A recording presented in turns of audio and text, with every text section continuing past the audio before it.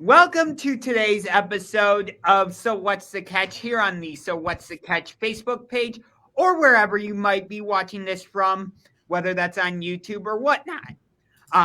Today we are calling this our football extravaganza because free agency officially opens in about 2 hours, signaling the start of the new league year.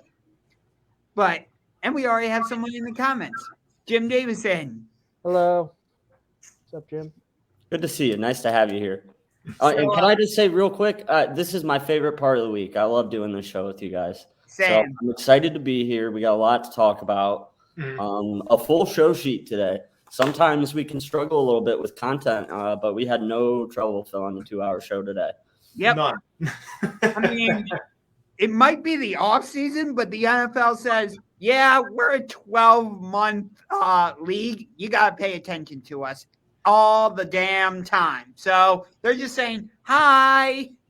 I mean, this is one of the most exciting NFL off seasons in recent memory for me. Oh, yeah. Yeah. It's up there. So we have a lot to get When to. was the last one you were in? Like this? I don't know. When was the last really crazy free agency period where we had so many big name quarterbacks? And I don't remember anything in the past couple decades. It's been a minute. I'd probably say I'd say back before the tampering period. I would say probably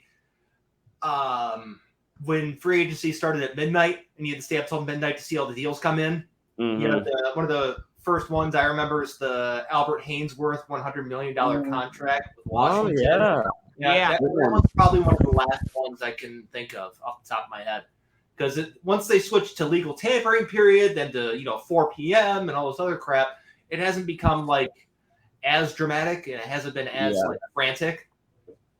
I'm glad we don't have to stay up past midnight though anymore because I'm getting too old for that. Yeah. Yeah. So, it was kind of fun. It was kind of fun to be honest. It was fun. But I like going to bed a couple hours earlier. Yeah. Definitely. Mm-hmm. So we have a lot of free agency news and trades to get to, but I saw something interesting that I thought was going to be speculation, but it's pretty much confirmed now. Troy Aikman and Joe Buck are the new voices of Monday Night Football on ESPN. Do you guys... I know there's mixed reviews for Joe Buck overall. I personally like him as a commentator. I think I'm in the minority on that one. But overall, do you guys like the move? Do you guys dislike the move? What's your reaction? Meh, it's okay. It's commentators. I really don't care. Joe Buck is fine. It's commentators. I miss Madden. Unless someone's particularly bad and Joe Buck's not, I don't care. I really wanted to see him bring a guy like McAfee in the booth, though. Like spice it up a little bit, bring in some new blood. You've heard McAfee say the stories. They reject him from broadcast boot camp. Yeah, I know. He's definitely thrown his hat in the ring and said that he's interested in that Monday night gig. And now it's kind of become an inside joke on the show. Like he's never going to get that job, but no, he's not. No. Yeah. He's in probably his best broadcasting realm right now as a WWE commentator. He's killing it, and his YouTube show is making $30 million a year for the next 3 years from FanDuel. So yeah, I think he's okay over there, not getting the Monday night gig. He'll survive. Yeah. Speaking of YouTube, make sure if you haven't already, go over and click the subscribe button on the So What's the Catch YouTube channel. I will put a link to it in the live chat, and I will also put a link to it in the description of this video if you are not watching it on the So What's the Catch YouTube channel. So sweet promo. Yes. So who do we want to start with? Do we want to start with the big quarterback trades? Yeah. We talked about those last week. Oh, we did. That's right. We talked about the quarterback trades. It's all free agency. Yeah. Okay. So let's start with Tom Brady unretiring, which I never believed his retirement in the first place, to be honest. Let's not spend a whole lot of time on this because we spent 45 minutes when he retired. I think he saw the gap. he's back. It's not surprising, especially when you saw him at the Manchester United match talking to Ronaldo. Once that happened, I'm like, okay, he's coming back. Yeah. I think he saw the gas prices and said, "I'm unretiring." Yeah, that's it. You nailed it. From what I've heard, the reason he retired is because he was trying to get to the 49ers. That's what I've heard anyway. That's all speculation. There's nothing that's been proven that he was looking for a trade. There's nothing like that. Fact of the matter is he's a Buccaneer, and like that's all we know for sure is he's a Buccaneer. He's going to be a Buccaneer this year. 45 years old. He's still playing at a very high level. So yeah, but I agree with you, James. I don't think we should spend too much time on the Brady thing because everyone in the world saw it coming. So yeah, you think? I think he just wants to ride off in the sunset with one more title. I mean, sure, yeah, he wants another Super Bowl because who doesn't? But yeah. If he didn't think that he could win a Super Bowl, he wouldn't come back. No. I think it was I think it was also that like he saw how weak the NFC is now after Russell Wilson gets traded and everybody's like jumping to the AFC. So he's like, okay, all I have to do is go get through Aaron Rodgers and maybe Matthew Stafford and I'm in the Super Bowl. Okay, I'll do that. Yeah, they're definitely going to compete. I mean, I don't know that this team is as ready to compete as they were 2 years ago. I mean, a lot of guys getting older, a lot of pieces moving around now. It's not like last year where they returned the entire starting lineup, you know? So I think that's why he came back as soon as he did, because he knows he's going to need to have a full offseason with these guys. And with free agency getting ready to start, like the team needs to know that he's going to be there because that plays a huge factor in who's going to end up coming down there. So right. I mean, you saw before Brady announced this, Tampa Bay was even looking into Deshaun Watson. I think they were talking about maybe going after Jimmy G even. So like they were exploring their options. For a brief moment, they were kind of linked to Baker Mayfield, and I guess Brady said, "I can't let that happen to my buddies down in Tampa, so I got to come out of retirement." Yeah, exactly. Oh, could you imagine the successor to Tom Brady down there being Baker Mayfield? Oh, those poor souls. Yikes. But okay, we've kind of jumped around a little bit, but let's go back to the top here. Free agency winners and losers. Who's the big winner in your opinion, guys? The Browns. They haven't done anything, so I don't know how. Yeah, they got not the Browns, Cooper. Not the Colts. Right now, I really like the Chargers. Yeah, I would agree with you about the Chargers. I would also put Denver in there. I am actually liking what the Jets are doing also by trying to build up that offensive line and protect Zach Wilson. So I would put them in the mix. And then right here on the show sheet, we got the Jags. You know, they've been spending some coin down there in Jacksonville. They have. I would definitely say a winner is the agent of anyone who just signed with the Jaguars. That's the big winner right there. Yeah, big winner. Big winner is Urban Meyer's Chop House, too, because he'll be able to dedicate all of his time to the Chop House this season. Yeah. What is that, Brian? The Chop House. That's the Chop House is Urban Meyer's restaurant down in Columbus that he got caught sticking digits in holes at. Ooh. Oh. Okay, then. I got it. That's where you saw the dark side of him. Yeah, a little bit. Come on, let's be real. And I digress. But anyway, the Jacksonville Jaguars they're throwing their hat into the ring with like every big free agent target out there. Like they're serious about putting a team together down there. And then James, you said it. The Browns, what have they done? Like when you look at a team like Jacksonville and where they're at and how they're spending, it's like, you know, they weren't exactly the best team last year, you know, but they weren't. They had money to spend. They're spending like they're on the verge of something great, though, which is what you need to do to get out of a hole like that. And the Browns, it's like they're almost okay with this 7-10 season we just had because they don't seem as eager to spend and as eager to add assets to the team yet. Yeah, I'm sure a lot of that has to do with the quarterback situation and that being in flux, but I mean, there's a lot that could have been done up to this point that hasn't been. I mean, I look at Jacksonville's additions. They got Brandon Scherf. He's a really good guard. That's going to help protect Trevor Lawrence a little bit. They got some defensive help with two guys. I'm not even going to try and pronounce their names because I can't. They did overpay for Christian Kirk. Christian Kirk is pretty much like a third slot receiver type, and he could earn up to $21 million a year if he hits certain benchmarks. They gave Evan Ingram $10 million for some reason. They gave Zay Jones a 3-year, $30 million deal, and he's basically the same type of guy as Christian Kirk. And today they signed Darius Williams to a 3-year, $39 million contract, and so they get another cornerback there to help with their defense. But, with all of these moves they did end up having to cut Miles Jack along the way. Miles Jack is a very good linebacker, but, I mean, with the guys that they added, he really didn't fit because they signed another off-ball linebacker, and that's what Miles Jack is an off-ball linebacker. Yeah. Yep. You know what's interesting, Brian? You touch on this, how like the Jaguars are going out and spending money, whereas the Browns are kind of sitting back and seemingly look satisfied with what they did last year. I think part of the reason for that is because of who the Jaguars hired as their head coach in Doug Peterson. Like, you look at his time in Philadelphia, he didn't just sit back and say, okay, we're going to punt the ball away or stuff like that. So I think the Jaguars have kind of taken on his identity of being aggressive and going for it. Whereas I don't see that same mentality from Kevin Stefanski.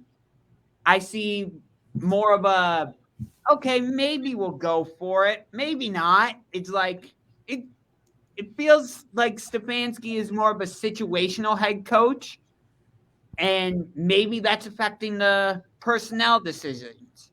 Okay, so the reason why Jacksonville is doing what they're doing is, one, they have no talent on that roster prior to free agency. Right. Two, Trent Baalke is one of the worst general managers in the league, and he makes bad decisions on a routine basis. That's part of the reason why San Francisco had that down period post Jim Harbaugh after they split. Trent Baalke made a whole bunch of terrible decisions, and he's also the reason why Byron Leftwich pulled out of being in the running for the head coach of the Jaguars. Doug Peterson took the job for two reasons. One, there's only 32 jobs in the league, and two, he gets paid. Okay. Yeah. So no income tax down there, state income tax in Florida too. That too. So that's the other thing about that, and you look at a team like Miami, a team like Jacksonville, a team like Tampa is always going to, hit it big in free agency because of no income tax. But I mean, this is just Jacksonville doing Jacksonville things again. I mean, has this ever worked out for them in the past? I mean, is that necessarily a good indicator for future? But yeah, I don't know. I mean, none of these guys are, except for like Brandon Scherf, are actually like good. They don't jump off the page at you. Yeah, I see your point.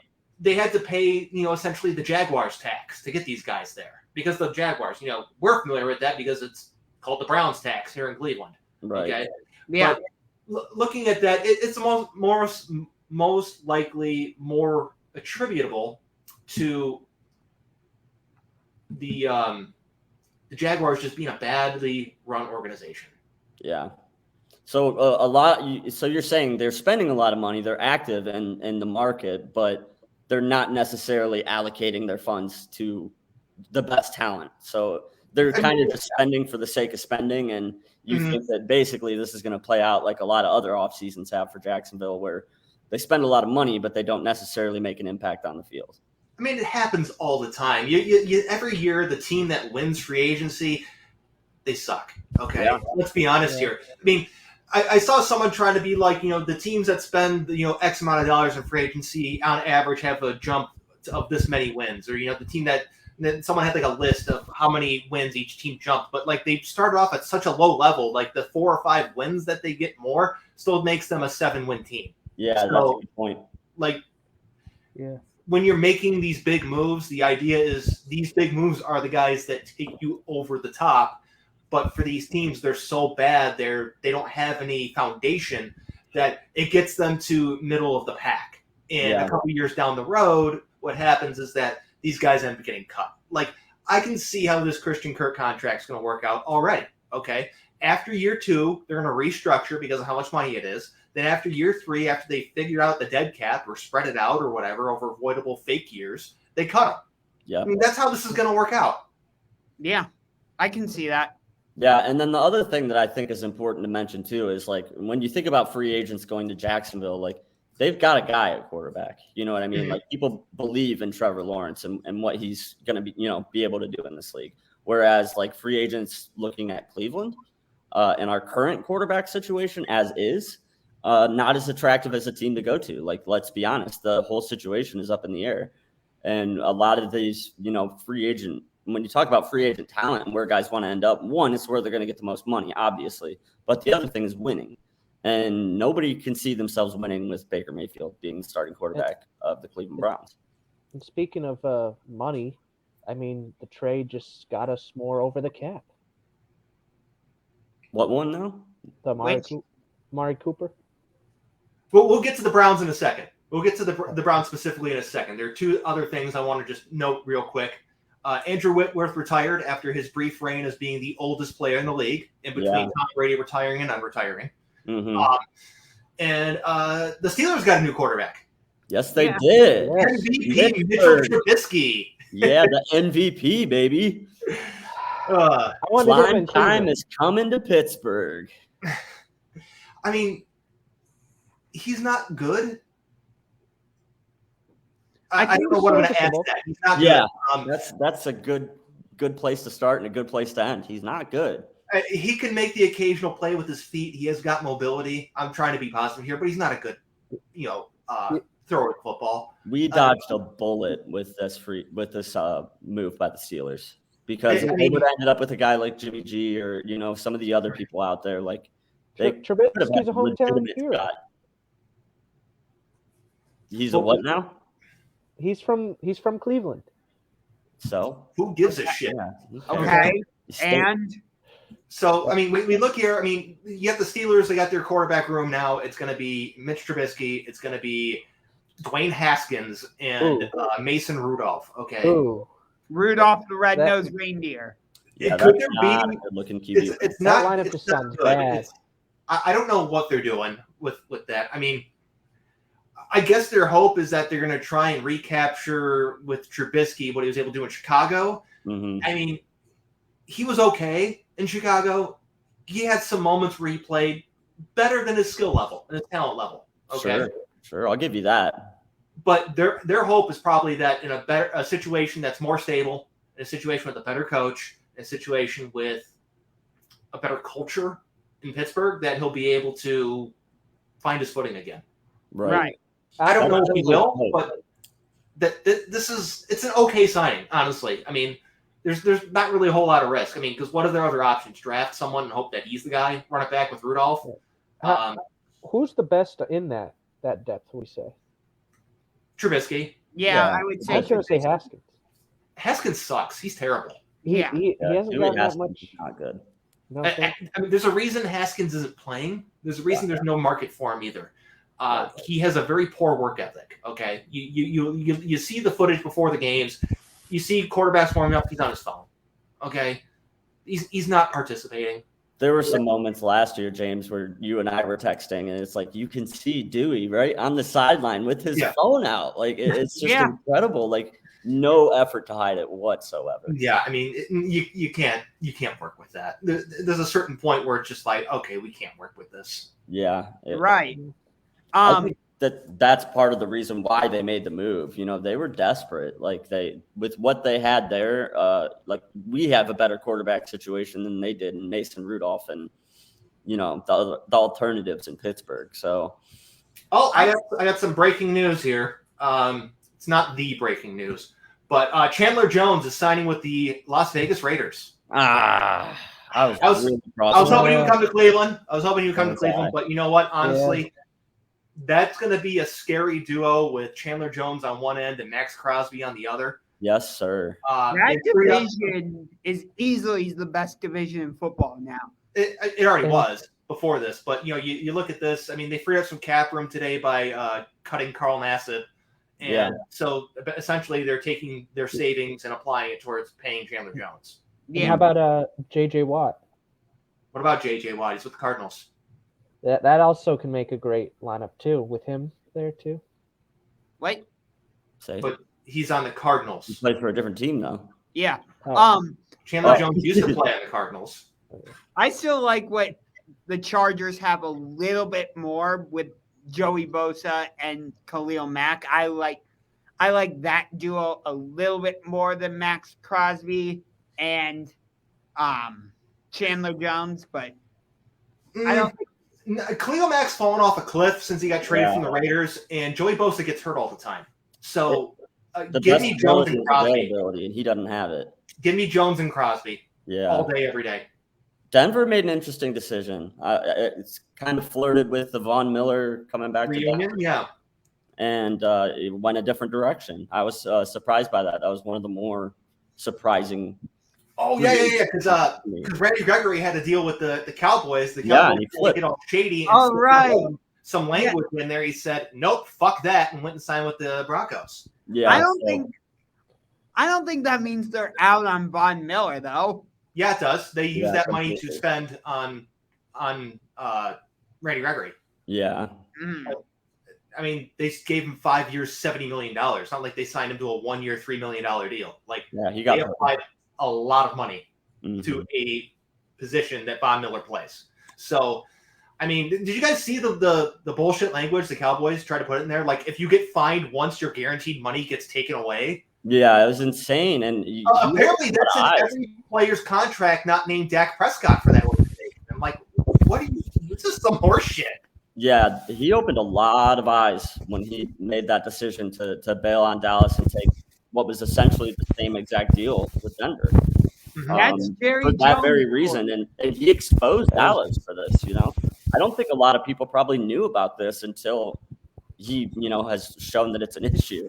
So it's going to be interesting to see the domino effect it has on the Cowboys. That's just another issue the Cowboys have because we've talked about this. Like, for example, if you want to be the head coach for the Dallas Cowboys, you can't be a contrarian to Jerry Jones. You have to be, yes, sir. Yes, You have sir. to be a yes man. Exactly. You have to be a yes man. And this is just another issue for the Cowboys. Yeah, add it to the list. It seems like every year there's an issue with ownership and the way that they treat players. I mean, it's no surprise. Like, we know this about Jerry Jones. Like, I'm not shocked anymore when I find something out like this about the Cowboys. It makes me think less and less of them as America's team, but we all know they're the world's team because the star is the most recognizable logo probably in all of sports. I said probably. Maybe. The Bulls is debatable. Forbes came out and said that they're the highest valued organization in the world. So I'd say the intersecting NY for the Yankees. Yeah, the Yankees, because the Yankee cap and what Jay-Z did with that, Or the Bulls. No, not the Bulls. Nope. Yankees, Dodgers. Yeah, Yeah. I would agree with that. Yeah. Yankees, Dodgers. Cowboys are probably top 5. But yeah, I think with just like hip hop and pop culture and everything and the way they embraced the Yankee cap or the Dodger cap, like it was the East Coast, West Coast thing. So Where would you put the Browns logo? irrelevant. That's where it is. Speaking of Browns, that's a good segue. Where do you want to start? You want to start with the guys they've added or the guys they subtracted? Because Subtracted. Okay, they subtracted Jarvis Landry, which That was a bad move. really. I thought the guy had one of the best work ethics on this team. And then we probably just got the rid of him. best.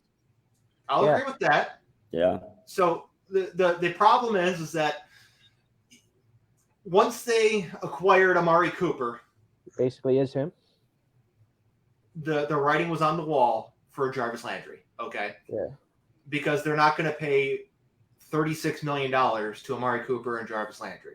Yeah. Can't do it. Because Cooper's paying $20 million. I mean, Landry, definitely a vocal leader, very hard worker, but they subtract him from the mix. Another guy they subtracted from the mix is J.C. Treader. Okay, they released him, and that's another vocal leader that is now no longer on the team. Yeah, James, Why? you made this point a couple days ago, talking like when you cut, two of the vocal leaders in the locker room from the team, like you're changing an entire culture, it's those guys are hard to replace, they're hard to, duplicate. So the hope would be that somebody's where are the vocal leaders on this team? I have no idea. Baker? No. He's not going to be here. Yeah. Yeah, Baker's I knew that I was going to get that the response. Baker Mayfield bridge is burned. He's gone.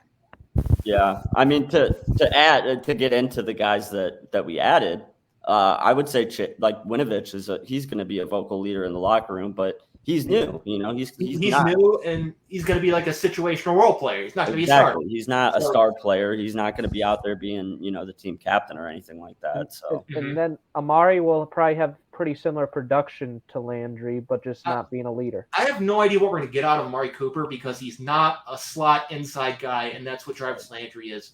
And he's not a true number one receiver. No, he's not. He's not. So You can get him 1,000. if you look at the national people, the people that covered Cooper in Dallas and even in Oakland when he was with the Raiders, nobody likes this fit with Cleveland with Cooper. Part of that's because of the offense. Part of that's because of the current quarterback situation. Of course, that could change, and the perception of his fit could also change quickly, but very quickly. Yeah, I keep refreshing my Twitter feed as I'm sure I know. I'm doing the same thing. But I'm looking, and the one thing that Cooper has is he has some improvisational parts to his routes. Okay. Yeah. Another word for that is freelancing, which apparently everyone decided is the worst word in the world when applied to Odell Beckham. But improvisational skills as a receiver and a route runner with Cooper is fine. I mean, people choose their battles. Double standards are incredible. They really are. But yeah, it's hypocritical. Cooper's making a lot of money. I was just like, okay, we got Cooper. Now, I wasn't like celebrating. I wasn't mad. I was just like, okay. That was basically my response. I like it better than Kirk. I'll take him over Kirk. I'll take him over Kirk. I like this situation better than that. Mm-hmm. But it makes me feel like the organization is leaning wide receiver in round one. If we have the pick. If we keep the pick, that's where they're planning on going with it. I would feel like. Mm-hmm.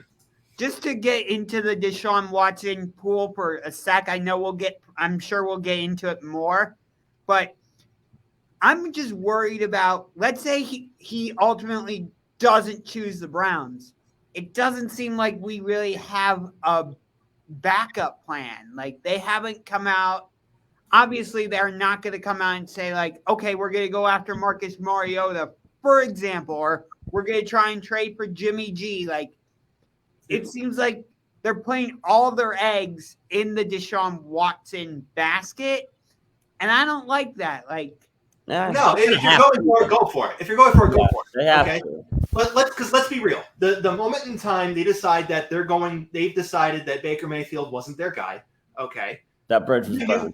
You knew he was going to be mad. You knew he was going to do what he did last night, publishing that goodbye note that he posted, which instantly got roasted by Duke Johnson, which was absolutely hilarious. Okay? Yeah, Duke took his victory lap finally. Oh, absolutely hilarious. Shout out Duke Johnson. Yeah, shout out Duke Johnson. That was the moment that they decide that they're going some other direction.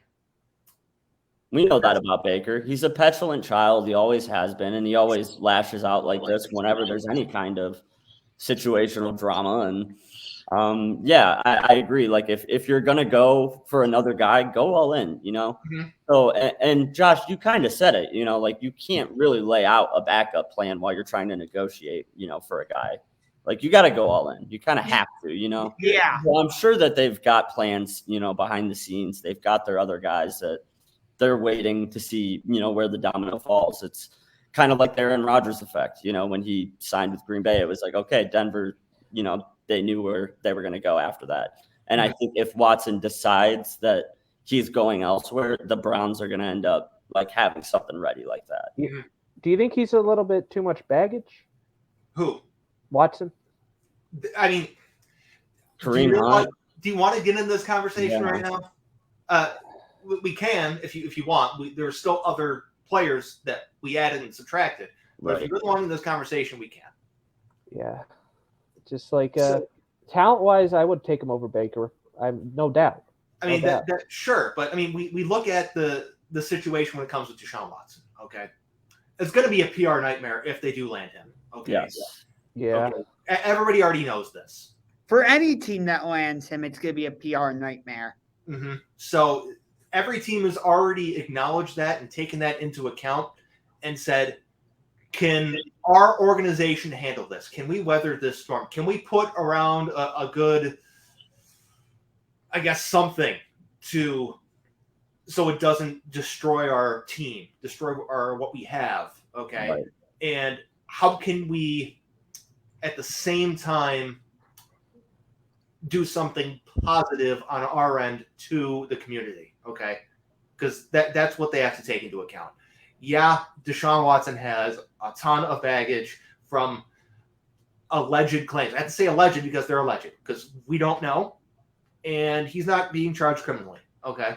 Right. There are still civil suits. There are still civil things, okay?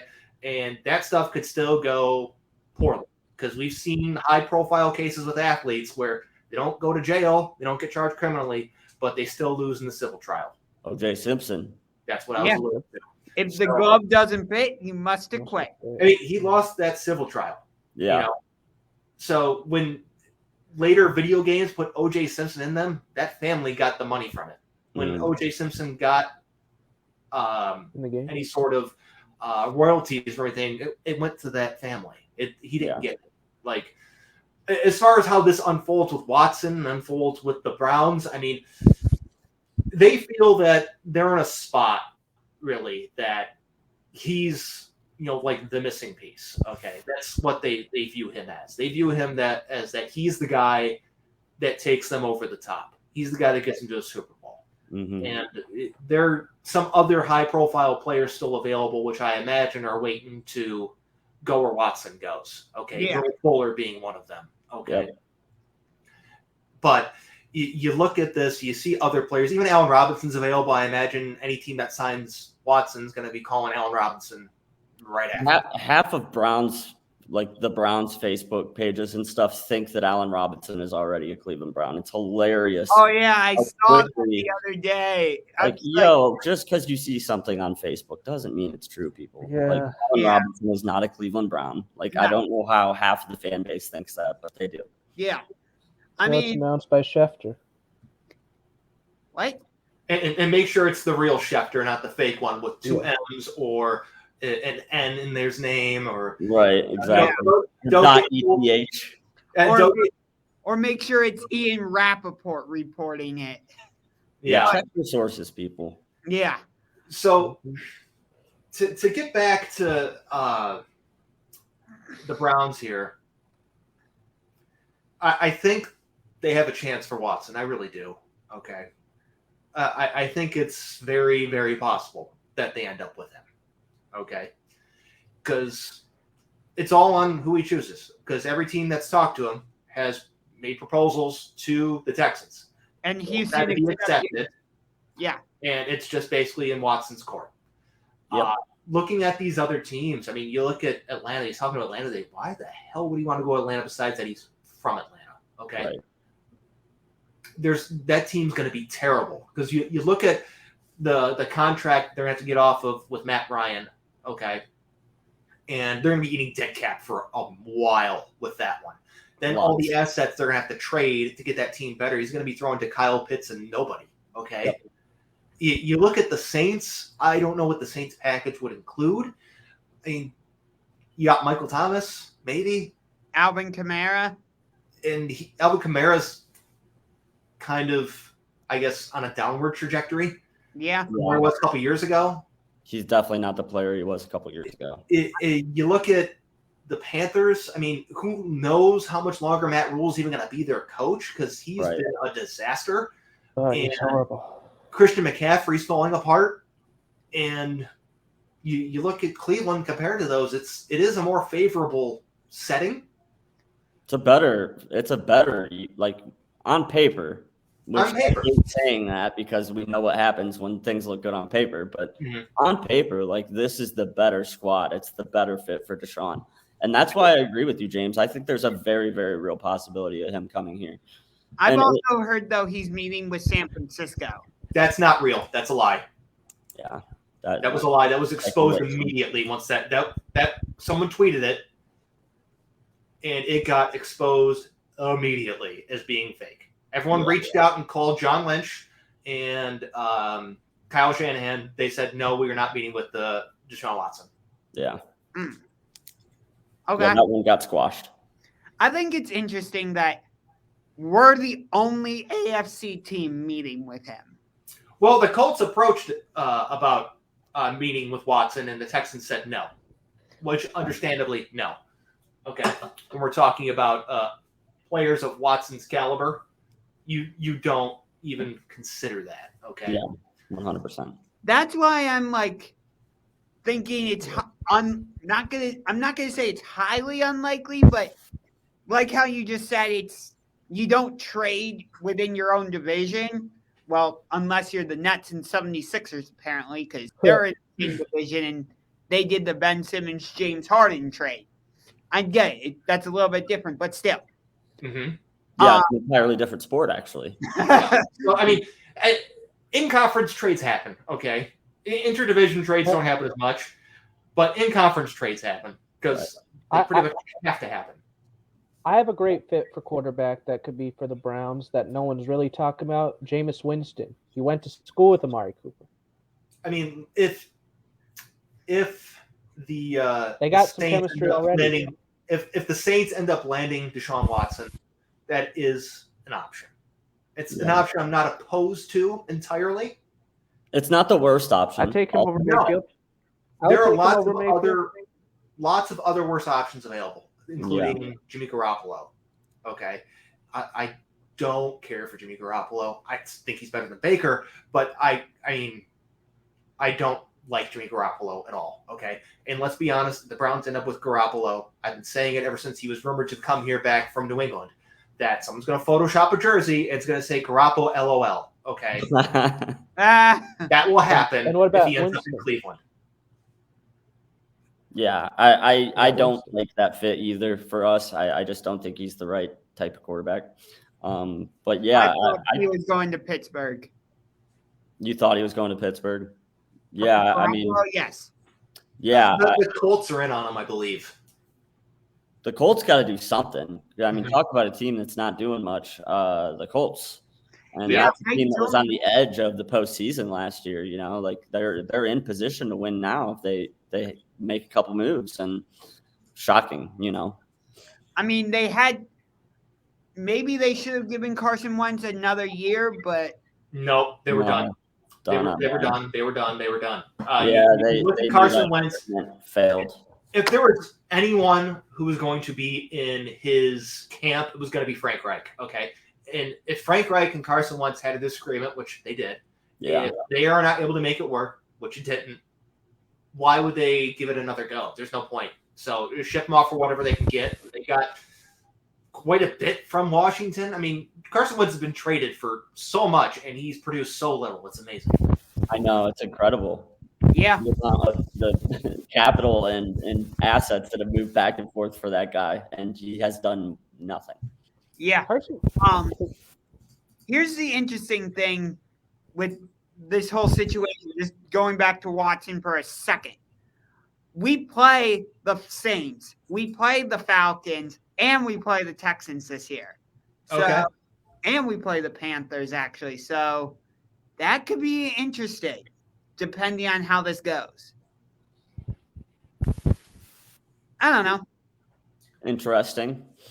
I don't know. I think that it's the most likely fit for Deshaun Watson. Honestly, I really think that it's moving that direction. So I think it's going to happen. I don't know. And I usually don't. I'm not quick to make a judgment like this, but everything feels like there's so much smoke here. And like the reporting coming from both ends, like appears to be like, okay, he's definitely interested because we have to remember too, like he had a no trade clause and Cleveland wasn't on that list. So for him to even have this meeting shows that he's interested. You know what I mean? Because if he wasn't, he wouldn't have the meeting. He'd say, look, you're not on my list. Yeah. So, yeah, I think there's a lot of smoke here. It seems like something's going to happen. He's going to go somewhere. And this seems like the most likely place, honestly. So let's say Deshaun Watson does come here. Trubisky's obviously the worst quarterback of the division. Would you have Joe Burrow 1, Deshaun Watson 2, and then Lamar Jackson 3? Or how would you? I would probably do it that way, but it would be a list that would be very fluid in regards to movement. Okay, and it's only because Watson hasn't played in the year. Okay. Yeah. But and Lamar was hurt. You know, we don't know how that's all going to sort out. Exactly. And we don't know how much of a magic Cinderella run that was for Joe Burrow. He's got to do more, honestly, put more together. But I mean, if Watson played, if you asked me a year ago, Watson would be the clear number 1 of that group. If Watson played last year and he didn't have the stuff going on, okay, it would be he was still number 1 of that group. That would be how it is for me. Yeah, I mean, you look at his last season with Houston, even that, 4-12 team, his numbers were still, he produced. And it's hard to produce those kind of numbers with a 4-12 team around you. So when he plays, he's shown that he's top 5 quarterback capable. He's put those kind of numbers up before. But James is right. When you take a year away, not everybody handles that the same. For some guys, it can rejuvenate their career. It can. It might be a guy like that. We don't know.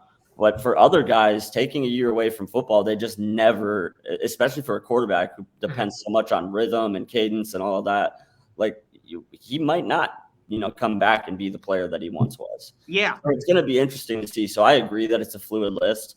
But when he's playing, if he plays at the level he was playing last time we saw him, I would have him in front of Burrow at this point. Okay. Honestly. So you would have it be Watson, Burrow, Lamar?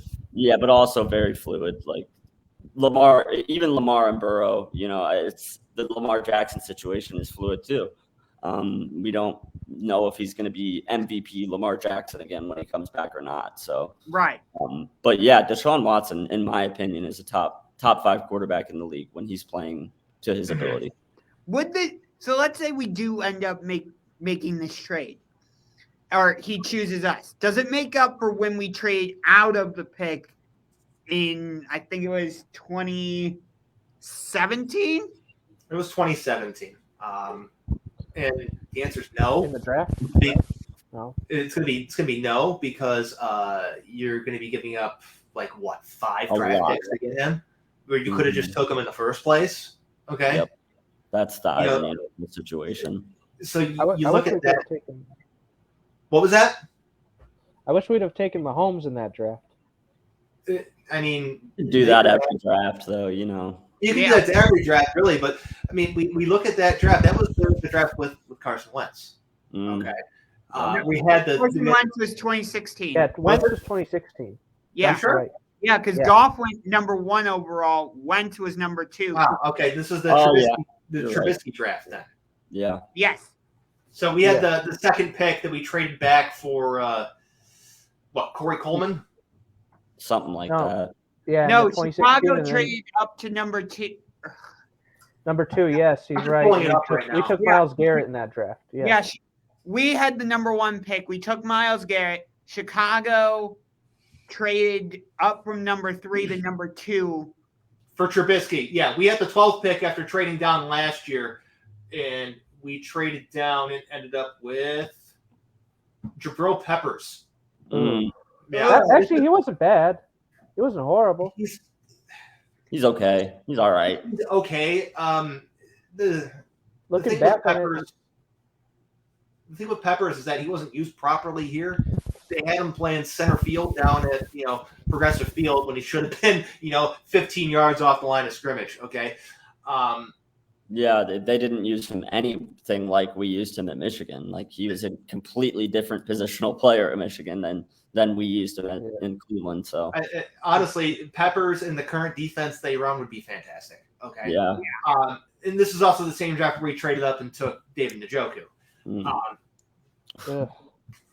We just gave him one pick ahead of TJ Watt, by the way. One pick ahead. Oh, Let me just give you that one. oh, just for more salt. For more salt. In the I apologize for getting some of those players and years wrong, but I mean, it's a whole bunch of bad decisions and back-to-back years and trade backs that it kind The of point remains the same, regardless. Yeah. Yeah. It kind of all blurs together. But, I like what this front office is doing because they're kind of clearing out the garbage from the John Dorsey era because the John Dorsey Hugh Jackson era, I should say. First of all, they cleared off some good players. Okay, so 2 hold leaders. on. So one player that they cut that we haven't mentioned yet is Austin Hooper, who was their own signing. Okay, I don't care about that one. So Austin Hooper, I was never a fan of the signing to begin with at the jump. I didn't like it. You weren't. Okay. And the reason why is because they made him like the highest paid tight end in the league at the time. Okay, those deals never work. They never work out. They always flop. All right, and this one flopped, and for a couple of reasons, this is predictable. He's going from a lesser quarterback situation from Matt Ryan to Baker Mayfield. Okay, he's going to it's a similar style of offense that he's played under, going from a Kyle Shanahan style to Kevin Stefanski. It's a different version a little bit. Stefanski's a little bit more run heavy and tight end based, while Shanahan's is a little less run but more wide receiver based. Mm-hmm. So this was predictable that this wasn't going to work out as well. Then you add in just the whole Baker Mayfield of it all. Okay, the whole thing flopped, and it's not surprising. So they let him go, but like the Browns have made their own. The Andrew Berry Browns, Kevin Stefanski Browns have made their own set of mistakes. Okay. Malik Jackson, Malik McDowell over Larry Ogunjobi and Sheldon Richardson. Okay. Big mistakes there. Talk about gigantic mistakes right there. Okay. Mm-hmm. Larry Ogunjobi just got paid by the Bears after an outstanding year for the Bengals last year. Mm-hmm. Sheldon Richardson was still a good run defender. Mm-hmm. Okay. And he's gone now. Yeah. And one of the biggest weaknesses of this team is the run defense. Mm-hmm. So. Hey, we got a new defensive tackle. Taven Bryan sucks. He's terrible. Yeah, I just don't. That does nothing for me. That's just like you're filling a hole. That's what you're doing with that signing for a low amount of money. I mean, this guy's going to take like Sheldon Day's roster spot. Like, who cares? Yeah. Or Joe Jackson. Okay, like this is nothing. This is nothing. He's terrible. I agree. Yeah, it doesn't move the needle forward at all. It just keeps it stationary where it was, 7 and 10. If you want to read my real feelings about this, go to my website and the thing that you commented on yesterday or 2 days ago. Read that, and you'll get a good idea of how I feel about the signing of Mr. Taven Bryan. Yeah, it was so funny to see your nice underneath, and I was like, did you read the article? Because it wasn't too friendly. Yeah, I know that was a stupid comment. It was a troll comment. I like the Mac for Winovich, though. I like that move. I love that. I love that move. I liked Winovich coming out of Michigan. Mac Wilson's basically useless, and getting anything for him's a win. I mean, let's be honest here. Both Mac Wilson and Chase Winovich fell out of favor in New England and Cleveland, respectively. So just swapping the two, having Winovich take on Tack McKinley's workload, easy move. Yep. I like the Anthony Walker decision as well. Yep, they brought him back today. Yep, so that's a good one. So, we've done some things that are okay, but Jakeem Grant. Oh, yeah. Kick returner. That's a great move, honestly. Mm-hmm. We've been looking for a return man since Josh Cribbs. Okay. Yeah, and then I wanted to start the campaign to bring Johnny Hacker to Cleveland, too. Yep, I'm on board with that. We need a punter. I'm down. Yeah, as soon as I saw that they were letting him go, I texted James, like, there's a good punter out there if we want a guy that can just hit missiles. And how about a kicker? We still need a kicker. That too, yeah.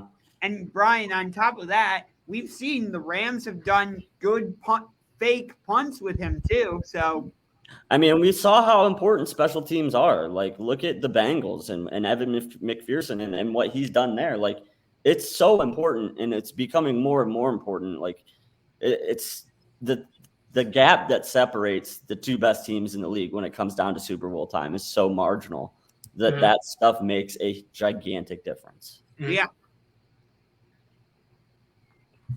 That's my take on that. Yeah. But yeah, so I agree. The Jakeem Grant, it's huge. But we need to address other areas of the special teams as well. So I hope they're not done. That's all. Kicker, special teams, maybe a Young Ho Koo. Maybe I was thinking maybe he signed a contract extension. That's what I saw. He signed the extension. I'm fine with that. Honestly, that dude scares the hell out of me. I know he's like found his level, but kickers are so just you can't trust them.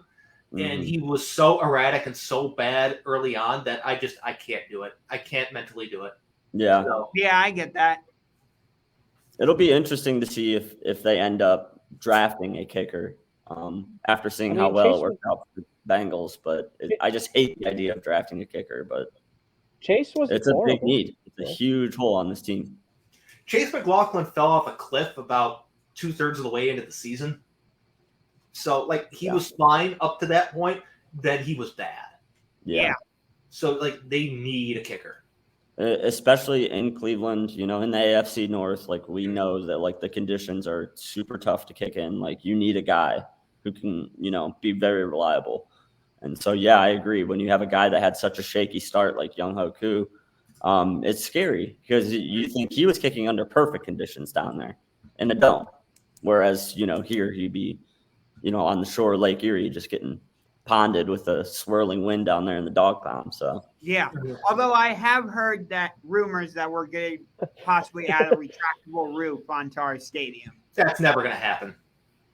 They'll build a new stadium before they do that. The amount of money that it costs to do that versus building a new stadium, it makes more sense just to build a whole new stadium. Yeah, blow it up, build a new one. It's never been the greatest stadium. So well, I mean, part of the problem is that stadium was rushed because of they had to tear down old municipal. The team was bringing back, so they had to tear that down, clear out all the debris, and put something there. They got basically basic cookie cutter default Stadium 1 in Madden. Okay, like it's such a beautiful location too. Like it has so much potential to be. So yeah, I agree. If they're gonna like adding a roof or retractable roof, I agree. Like just blow it up and build a new one if you're gonna do that. Yeah, because it's so expensive to do that amount of renovation anyway. So it's like at that. They've already done a shit ton of renovations on that place. Like stop renovating the place. If you're gonna like do any more changes, just build a new stadium. Yeah.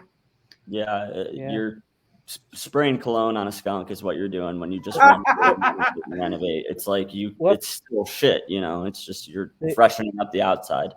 They should do it in Richfield. Oh, Jesus, no. There's a reason why the Cavs moved back downtown from Richfield because no one could get to Richfield. It's so inaccessible. Yep. Sounds like a couple hockey stadiums, but whatever. Arizona and Ottawa. Sorry, what? But, I mean, I've heard like conversations of like new stadiums. Like none of them make sense. I mean, if they're going to be playing in like downtown Cleveland or the greater Cleveland area, the spot that they're in is the perfect spot. Okay? Perfect. It doesn't get better. There's nothing better you can do. You just have to find a replacement stadium for a year or two or whatever, to hold down the fort. But right. And we have that down in Canton. There are places that we can go that, like, if we needed to have an alternative location for a while, we could. Yeah. So. But that would make more sense, and then to that's the other thing. I don't know that they want to put a roof on because the view is so like that's what makes the stadium. It's like they could make the stadium the style of like the Viking Stadium where it has that big glass thing, but I don't know how it would do weather-wise up against the lake like that. Yeah, that's the problem. Yeah. I heard that was people were saying that was part of the reason Deshaun wouldn't choose the Browns is because of the weather conditions and stuff. But my argument back to them would be he was considering Pittsburgh for a brief period of time. I don't think Pittsburgh's actually wasn't play. I think that was just people trying to like make that happen. But listen, he's gonna go where he's gonna think he has the best chance to win. Okay. I don't know how much weather is going to play into that fact as a factor. Mm-hmm. I mean, because either way, he's going to have to play outside somewhere, and it's going to be cold. You know what I mean? So it's not going to make that much of a difference, honestly. And when I think of a guy like Deshaun Watson too, like, let's be honest, his brand is dead. So like I would imagine his main motivation right now is just winning. You know, he knows he knows he's never going to be the face of the NFL. Like, that's a guy that, like, if he's motivated to play right now, like, he probably has a very narrow focus right now, and it's probably on football because of all of the other craziness going on. Mm-hmm. So I feel like James is right. At the end of the day, I don't think weather is something that would turn him away from the best fit. So yeah. And think about this for a second. If he goes to the Browns, the AFC just gets more loaded. quarterback wise, hell yeah. Exactly. Yeah. It does. Yeah. It does. But I guess going away from football for however long, there was not a lack of craziness when it comes to Major League Baseball. Yeah, because after last week's show, the lockout did end. It took a little bit, but it took just under 100 days for the lockout to end. We have a new collective bargaining agreement for 5 more years. And there was a shit ton of stuff that happened in the past couple of days. It's ramped up. It was pretty quiet for about the first day or two. Mm-hmm. It was the calm before the storm. It was just, we were waiting. Yeah. I think they were kind of pretending that they weren't like having all this stuff already all figured out. Like, because of legal issues, tampering and whatnot. I agree. I think everybody was kind of like, let's let the dust settle a bit before we start making any of these announcements. So yeah. And there were 2 moves that really stood out above the others. And they both involved the Oakland A's. Matt Olson being traded to the Atlanta Braves. Mm-hmm. And then Matt Chapman being traded to Toronto. Mm-hmm. Those were the 2, for me personally, those were the 2 biggest moves. Those are probably the biggest moves that happened. You look at Matt Olson, he's a really good first baseman. He doesn't have the, I guess, batting ability of Freddie Freeman, who's now basically going to go to the Dodgers or nobody. Mm-hmm. But he's an elite defensive first baseman, and you just plop him in the middle of that lineup, and you let him do what he does best. You know what I mean? You got an 8-year extension. I mean, so you got 8-year contract extension on top of getting traded to Atlanta, and he's 5 years younger than Freddie Freeman, I believe. So, I mean, it's a great move by the Braves, in my opinion. At some point, you're either going to pay Freddie Freeman a shit ton of money, or you're going to pay someone who's still pretty damn good a shit ton of money. Yeah. And I think Acuna is the guy down there. Like, you know, they're building around that, you know, and when you bring in a guy like Freddie Freeman, that's, you know, it's a lot of money going, you know what I mean? So I think this was a better move for them ultimately than a guy like Freeman even would have been.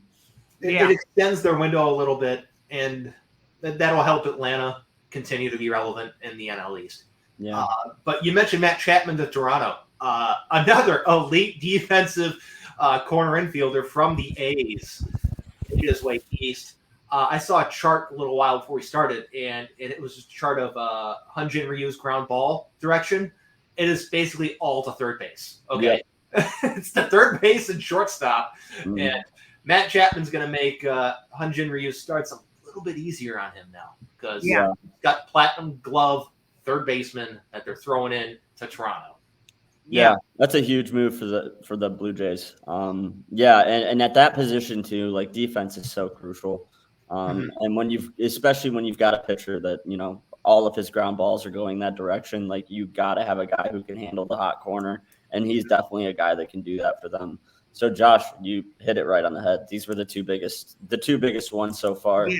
And I think that ultimately they were both really, really good decisions by the 2 teams that got them. You mentioned Freddie Freeman, it's Dodgers or bust. I don't think so. I don't think you can count the Boston Red Sox out of it. From what I've seen, the Red Sox are basically a non-factor in all of this. It's basically going to be the Dodgers. From what I've been seeing. It feels like the Dodgers to me, but Josh, I have seen that too. I've seen that being floated around too. But I think, to me, it just feels like it's Dodgers or bust. I mean, you look at Matt Olson. Matt Olson's an Atlanta native, and he goes to Atlanta. Freddie Freeman's a California native. Him going to California and essentially a swap of players makes too much sense for it not to happen. Yeah. Fair point. So you look at that. There was another trade that happened that involved the Cincinnati Reds with a couple of, like, holy shit, this was a big deal. Jesse Winker and Eugenio Suarez going to Seattle because Jerry Dipoto loves to make him some trades as the Mariners GM. Yeah, he does.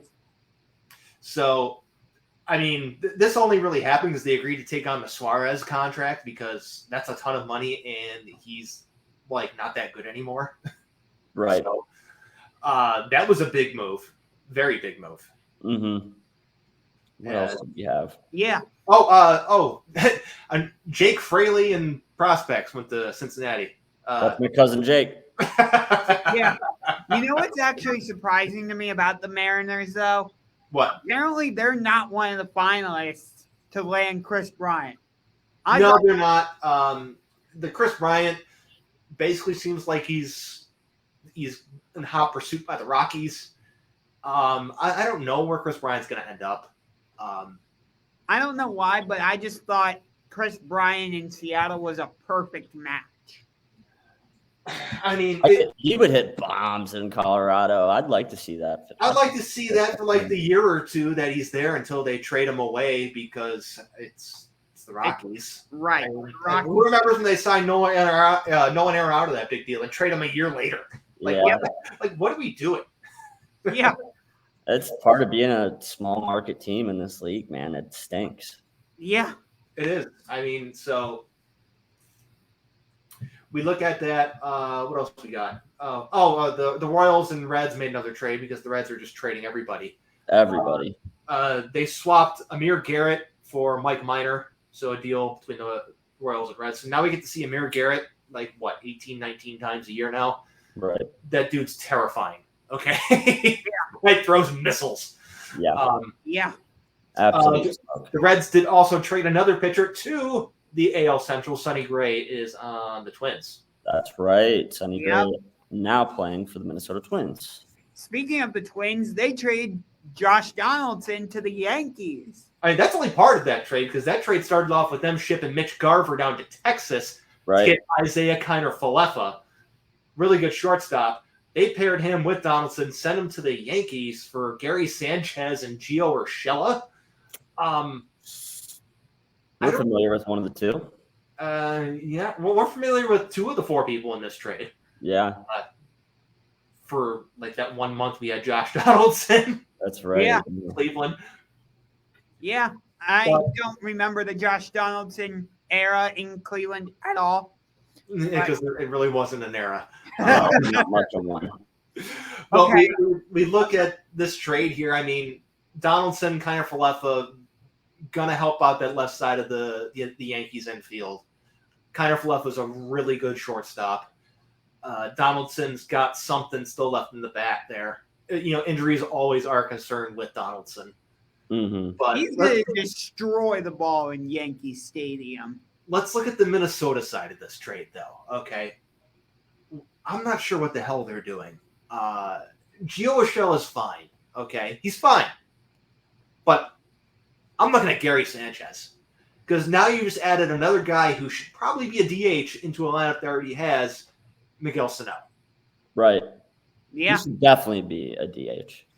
Yeah, 100%. But like you said, the Twins already have Miguel Sano, so what the hell are they going to do? I don't know what they're doing. And, I mean, Brian, it must just pain you watch Gary Sanchez behind the plate. It's terrible. It's awful to watch. It's an abomination, okay? And if anyone forgot, Sonny Gray's tenure in New York with the Yankees with Gary Sanchez as catcher did not go very well, okay? Yeah. That was a disaster. And now they're reuniting in Minnesota. Maybe Gary Sanchez does better that he's no longer in New York, okay? That's the thing. Not being in New York, not having the bright lights. Yeah. I mean, he's the franchise there now, you know. He's a big name in Minnesota. So. I mean, they still got Max Kepler. Yeah. Okay? They still got Jorge Polanco. Mm-hmm. And yeah, I think, Sanchez can rake, but yeah, he should not be defensively at all. No. But yeah, it's a questionable decision by the Twins. I agree with you there. Yeah. But as a Guardians fan, I'm okay with what the Twins are doing because it doesn't make a lot of sense. So. Oh my God! You actually called them the Guardians. I know. I'm getting it. I got my Cleveland Guardians gear on today. So. Oh, look at you! Look at you. I mean- Apparently the A's fire sale is continuing because the Yankees are inquiring about acquiring Frankie Montas and Sean Manaea from the Oakland A's. My goodness, the A's, are they just disbanding? Yeah. I honestly, this apparently is not a surprise for anyone who covers the sport. It is like they're gonna tear it down. They're gonna tear it down, and that's what they're doing. They may as well tear down that ballpark too, because it's awful. That ballpark sucks. I think there's like a Twitter account that's called like Oakland Coliseum, like sewage overflow or something. I don't remember what it is. It's something like that. I can't remember off the top of my head. They have multiple problems there. Which that stadium's a dump. Which honestly- stadium is worse? The Oakland Coliseum or FedEx Field where the Washington Commanders play? It's the Coliseum without question. Yeah, there's poop waterfalls there. So It overflows there all the time. Yeah. It has a very poor infrastructure in that building. But, we look at the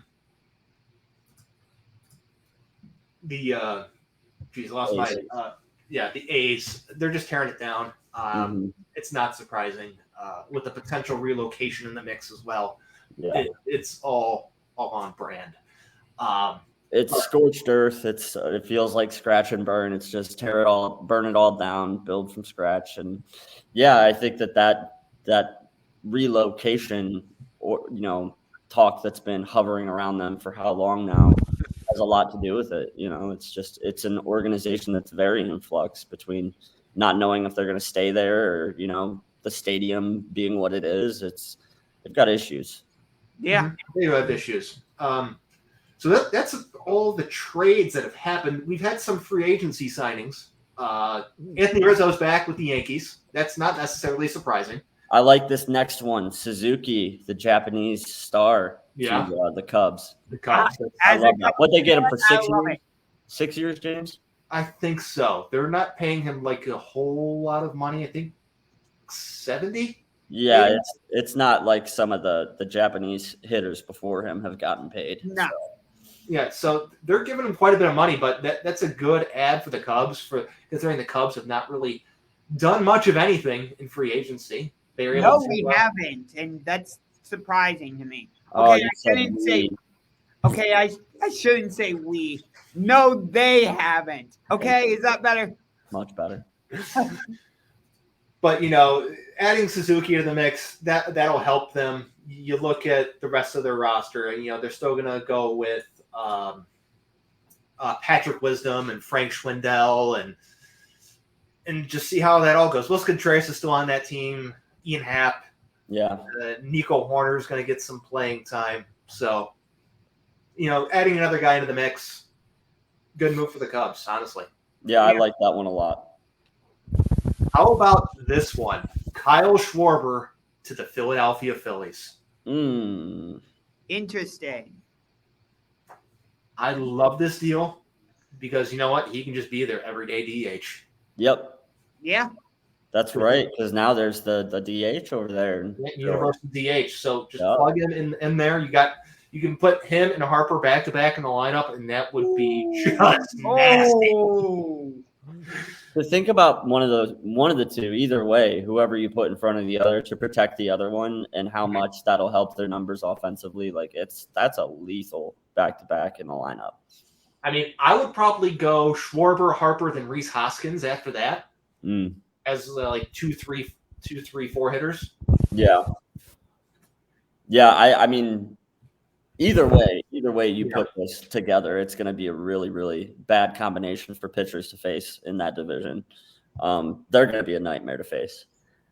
Oh yeah, I mean they already kind of were, even Right. though they've kind of been, fledgling a little bit over the past couple years. But adding Schwarber to that lineup, it makes it just Yeah, I mean, they were close, coming off an 82 and 80 year, they were eliminated, but they were close, and a move like this takes them, up to that next tier, I think, for sure. So you think this move puts them into the playoffs? I don't think he's going to win the division. I think that's the Braves division for sure, but I definitely think that they're in the wild card hunt for sure. I mean, they're definitely being a mix. You don't know how the Braves are going to, I guess, play.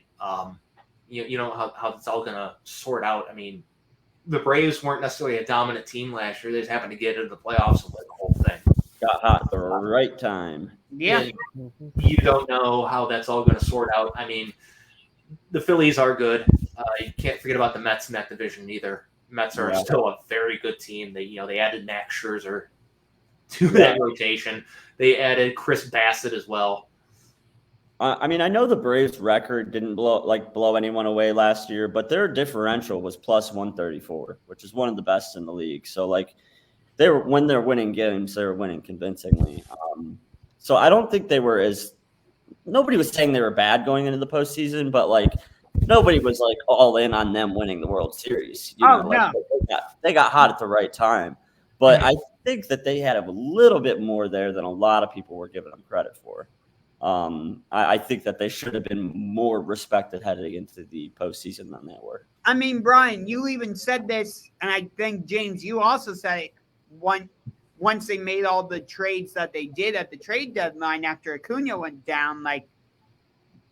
They made moves that made sense for what type of team they wanted to be. They didn't go out and make reactionary moves that made no sense. They're like, okay, let's go get Eddie Rosario. Let's go get Jock Peterson. Let's retool our outfield. And I know they made a couple other moves, but still. Yeah. I mean, to me, that was some of the best work by a GM in a long time. And that Acuna injury, I mean, really set the table for them winning that World Series, and which is crazy to think because he's, I mean, a phenomenal player, top 5 talent in the MLB. And to think that him going down would spark a World Series run, it's crazy, but it did, It did. That was some excellent work by Alex Anthopoulos down in Atlanta to come and patch an outfield together.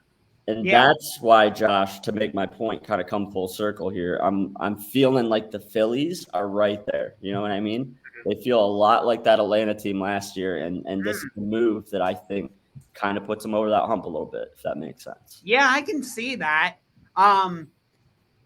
Like you were saying earlier, though, it looks good on paper, but I'm not ready to put them in the discussion quite yet because we've seen this from the Phillies before where they go out and make a big move and it's like, oh, they're going to be this great team and stuff, and then they just flop. So I'm looking at the batters for the Phillies. The batters are fantastic. You see JT Realmuto, you see Gene Segura, Didi Gregorius, Bryce Harper. Now you add Kyle Schwarber. My concern is their bullpen because they have every guy that could be just a complete blow-up nightmare scenario in their bullpen. You look at Corey Knebel, Jose Alvarado, Juris Familia, Brad Hand.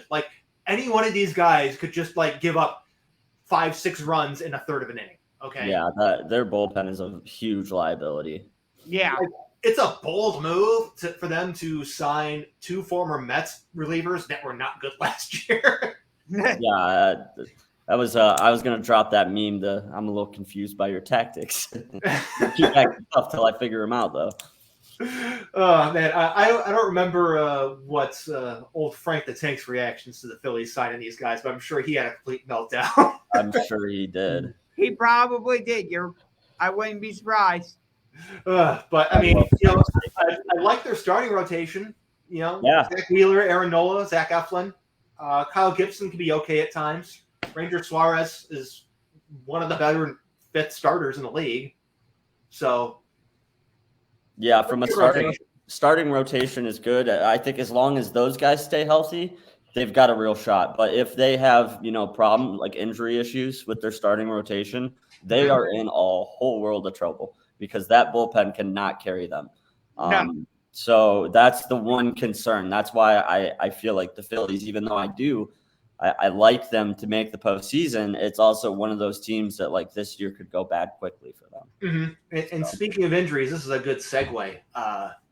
Chris Sale apparently has a stress fracture in his rib cage, and he's going to be out for a minute. That dude has bones of glass. I swear to you. He literally is Mr. Glass from that movie. he gets hurt all the time, and you look at his frame and you look at his size. It's not necessarily all that surprising. That's the thing with pitchers like him, like with these violent deliveries. Like it's gonna happen. Like it's gonna happen. And the dude's a twig. But one of the more, I guess, higher profile injuries is Fernando Tatis Jr. Wrist fracture. He had surgery on it today. He's going to be out for 3 months or so. Yeah. From one of his motorcycle accidents, apparently. This shocked me. Because when it came out that he fractured his wrist in a motorcycle accident, his response was, "Which one?" Yeah, they asked him. They asked him if he fractured it during the motorcycle accident, and he says, "Which motorcycle accident?" It's like, stooge, absolute stooge. What the Padres should be scared by that. Oh goodness. I don't understand the fascination with motorcycles if you're a professional athlete. I don't either. Neither do I. So many guys who've had their just career altered or ended by it. I mean, you look at Jay Williams, his career was over. Kellen Winslow, he was never the same player. Ben Roethlisberger got into a motorcycle accident after joking about it after winning the Super Bowl. Okay. Yeah, that was the ultimate karmic loop for him. That gave us the Toothless Burger memes, though, which were great. Ben Toothless Burger, after he lost like 4 teeth in that motorcycle accident, was so funny. I love that. But oh man, I would not get on a motorcycle if I was a professional athlete. Chirk, what about you? If you're a professional athlete, would you get on a motorcycle? No. I'm not a professional athlete, and I still don't get on one because I value my life. And I don't like where I'm at today. So now, I choose not. Would you do it if there was like a road and like I had a helmet and stuff? Like Yeah. Obviously, under safe conditions, cool. I understand it. Like the thrill of the rush of being on a motorcycle, it's awesome. I have no problem with that. I've got the need for speed like anyone else. I love it. But if I'm a professional athlete, like James is saying, there is nothing on planet Earth that could get me on the back of one of those at any point in time, in any situation, period. Or even an ATV for that matter. I mean, people die in ATV accidents every year. Like Stone Cold, professional athlete, you got to protect yourself from these things. I mean, did you really just bring up Stone Cold Steve Austin? Yes. You know that it's March 16th, which is Stone Cold Steve Austin. Oh, shoot. Oh, we almost missed it. We missed it by a minute. Oh, it was 316 on 316. Yeah. Yeah. We should have had a moment of silence for the great stuff. Oh, no, wait. Stone Cold's coming back for WrestleMania. So, yay. Retirement. Yeah. Sorry, Tom Brady. I know your coming out of retirement was supposed to be big news, but it's overshadowed by the GOAT, Stone Cold, returning for WrestleMania. What? He's like 60. I love it. I don't care. I hope he wait. 8,000 beers. It says here he's 57, but still. As of right now, he's not actually having a match. He's just going to be on the Kevin Owens show at WrestleMania. Okay. That's better. That's much. I don't know better. what any of that means. All I know is I love that guy. He's awesome. What it means is that he's not going to be wrestling. He's not going to he'll just do his finisher and then probably go. Oh, well, that's lame. That's not lame. It's pretty fun. He always stuns people, gives them the middle finger, talks that shit. You know what? Yeah, I'm in for that. I'm in. Throw a couple beers into the ring, let him chug about 4 or 5 beers. Yeah, that's what he does. I'm here for that. I'm not a wrestling person, but I know enough about it that it's attached to it from an arm's length. He's going to be doing something of some sort. So, yeah, there will be alcohol. You wouldn't want to get in the ring, James? No. And face Baker Mayfield?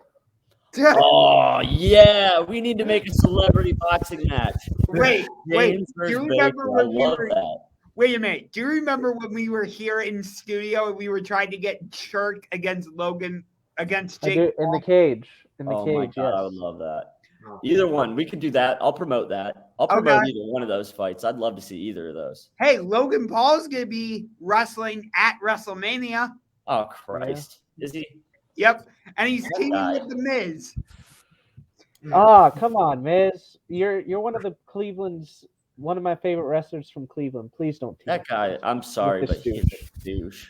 It's He is. hilarious. Liz, I just can't. I don't. He doesn't. I had a friend who wrestled him, and he said he was the worst person to wrestle. It was hilarious. For the first time in a long time, I actually watched Monday Night Raw last week, only because it was here in Cleveland. And Miz and Logan Paul came out for a segment, and at first they were praising Cleveland and all this and that. And then Jerry the King Lawler comes out, who I guess is also from Cleveland. I didn't know that. And he brings up the idea. He's just a Browns fan. Yeah. And he brings up the idea of hey, Miz, what if we brought WrestleMania to Cleveland? And that's when Miz started dissing Cleveland. Really? WrestleMania? In Cleveland? Nah. Hey, did you guys hear that? Well, technically, he's from Parma. Did you hear the sound of all of our 100 new followers from the past couple of weeks leaving because we stuck wrestling for over 5 minutes? Really? My head. Okay, All right. I know you're just joking, Brian. I'm teasing you guys, but we I was really thinking did go off that- on a tangent about wrestling there. Okay. Okay. Anyways, They just back don't want to to get baseball. lost in wrestling. Yes, back to baseball. Back to baseball. The Cleveland Guardians haven't done much of anything.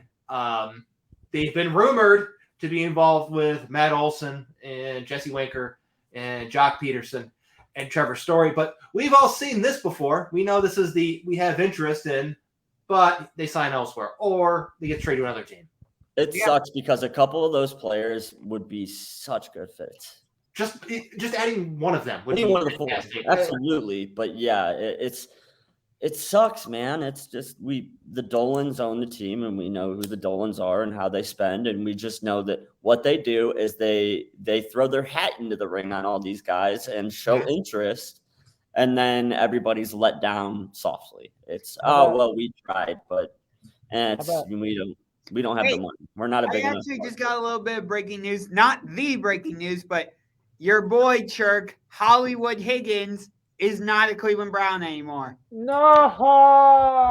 He's going Finally. going down to Charlotte, North Carolina, to become a Carolina Panther. James, how do you feel about this one?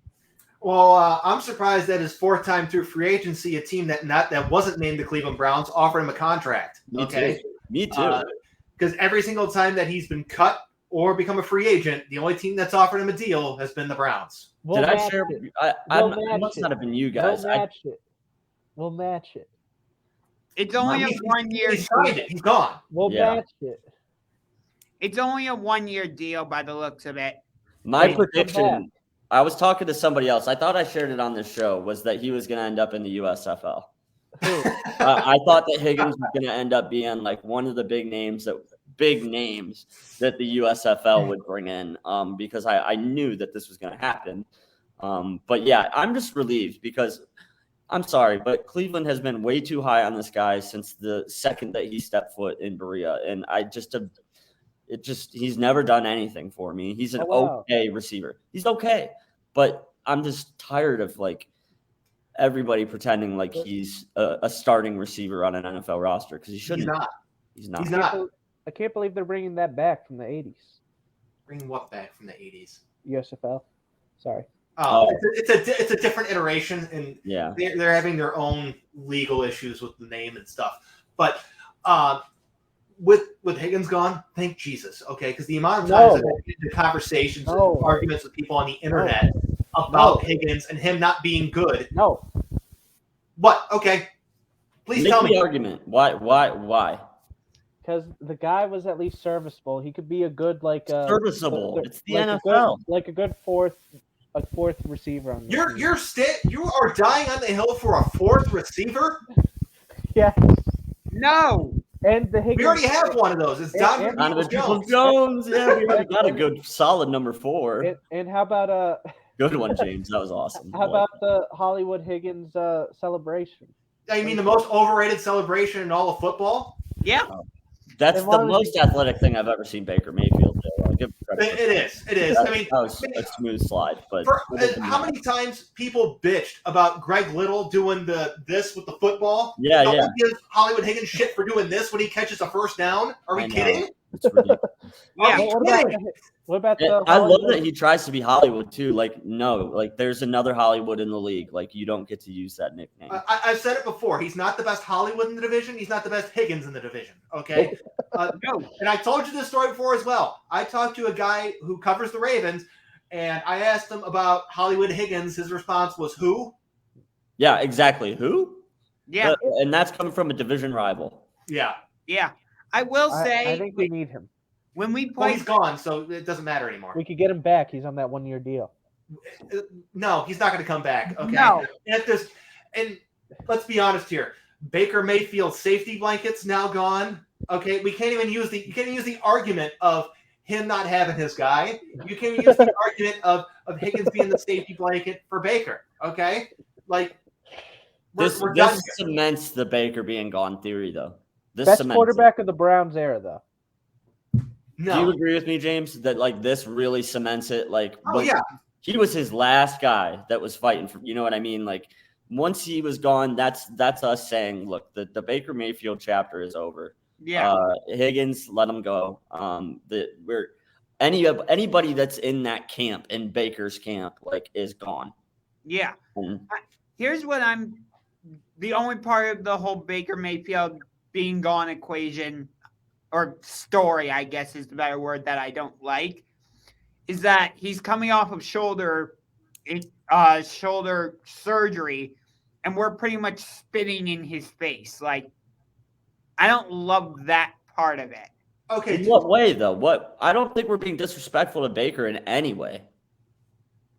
Maybe some of us, maybe some of the things I've said have been disrespectful. But from an organizational standpoint, a team that just went 7-10 wants to get better at the most important position in the entire game.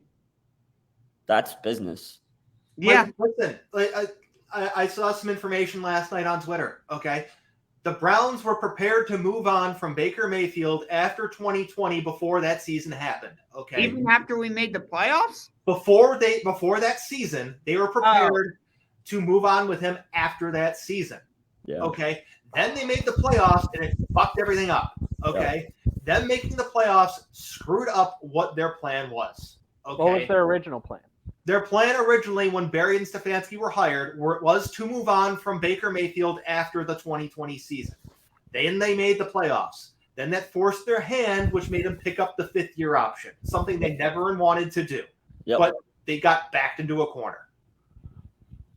And now look what we're left with. Yeah. But, yeah, Josh, I get what you're saying, but I just don't necessarily agree because, like, there's guys in this league that this has happened to that don't make a scene and make a fuss. Like, look at a guy like Tyrod Taylor. How many times has he came off like an injury or an okay performance or whatever and just had to been okay with the fact that, look, we're bringing somebody in better than you. Like, Yeah. it's happened to him time and time again. And he doesn't act like a petulant child on Twitter. Like, he counts his money and he goes to the gym and works out. And, you know, that's just part of football. It's a business, you know? Like, We have kept him. you got to have thick skin. And if Baker can't handle them even exploring other options, like, this ain't the league for you, bud. I mean, No, you're right. I mean, let's look at reality here. Alex Smith is in Kansas City. They draft Patrick Mahomes. Okay. Yeah. Jimmy Garoppolo's in San Francisco currently, and they draft Trey Lance. Okay. The Colts cut Peyton Manning after an injury. Yeah, Like, this happens to even the greatest players. You know, it happens. Like, it's just- the Patriots drafted Jimmy Garoppolo in the 2nd round when they still had Tom Brady. Jordan Love to the Packers.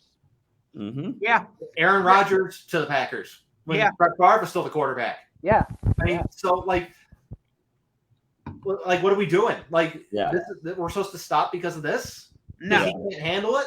Like, shit. Even Joe Flacco was still fine with being the quarterback in Baltimore when they drafted Lamar Jackson. Look at all the quarterbacks the Steelers drafted over the years: Landry Jones, Mason Rudolph, all the other guys that they brought in to be backups: Byron Leftwich, Michael Vick. Yeah. Can we get Ritter? Ritter's not the answer.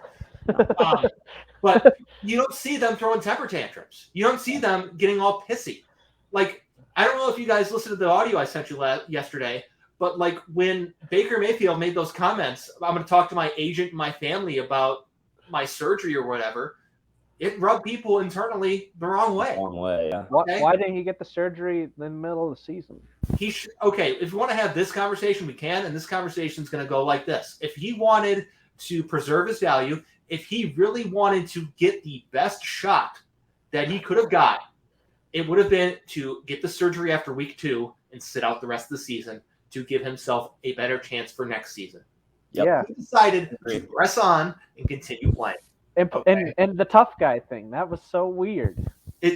Okay, and this is another thing I don't remember who tweeted it, but I retweeted it yesterday. When guys are playing and they're playing terrible and they still have that like rah-rah attitude, it really, really gets old quick. Okay. Yeah. Who remembers back when Nick Swisher played for the Indians? And he was playing terribly, and everybody hated Nick Swisher. Yep. Okay. Because, he would still do his OH thing. He would still do his, his big bro act. Okay. Yeah. Like, that got old fast. When you're not producing those kind of antics, like, people don't buy into them. Like, you become a meme more than anything else. Mm-hmm. That's all you become. He's become a joke. Yeah. Like, Baker Mayfield's a joke now.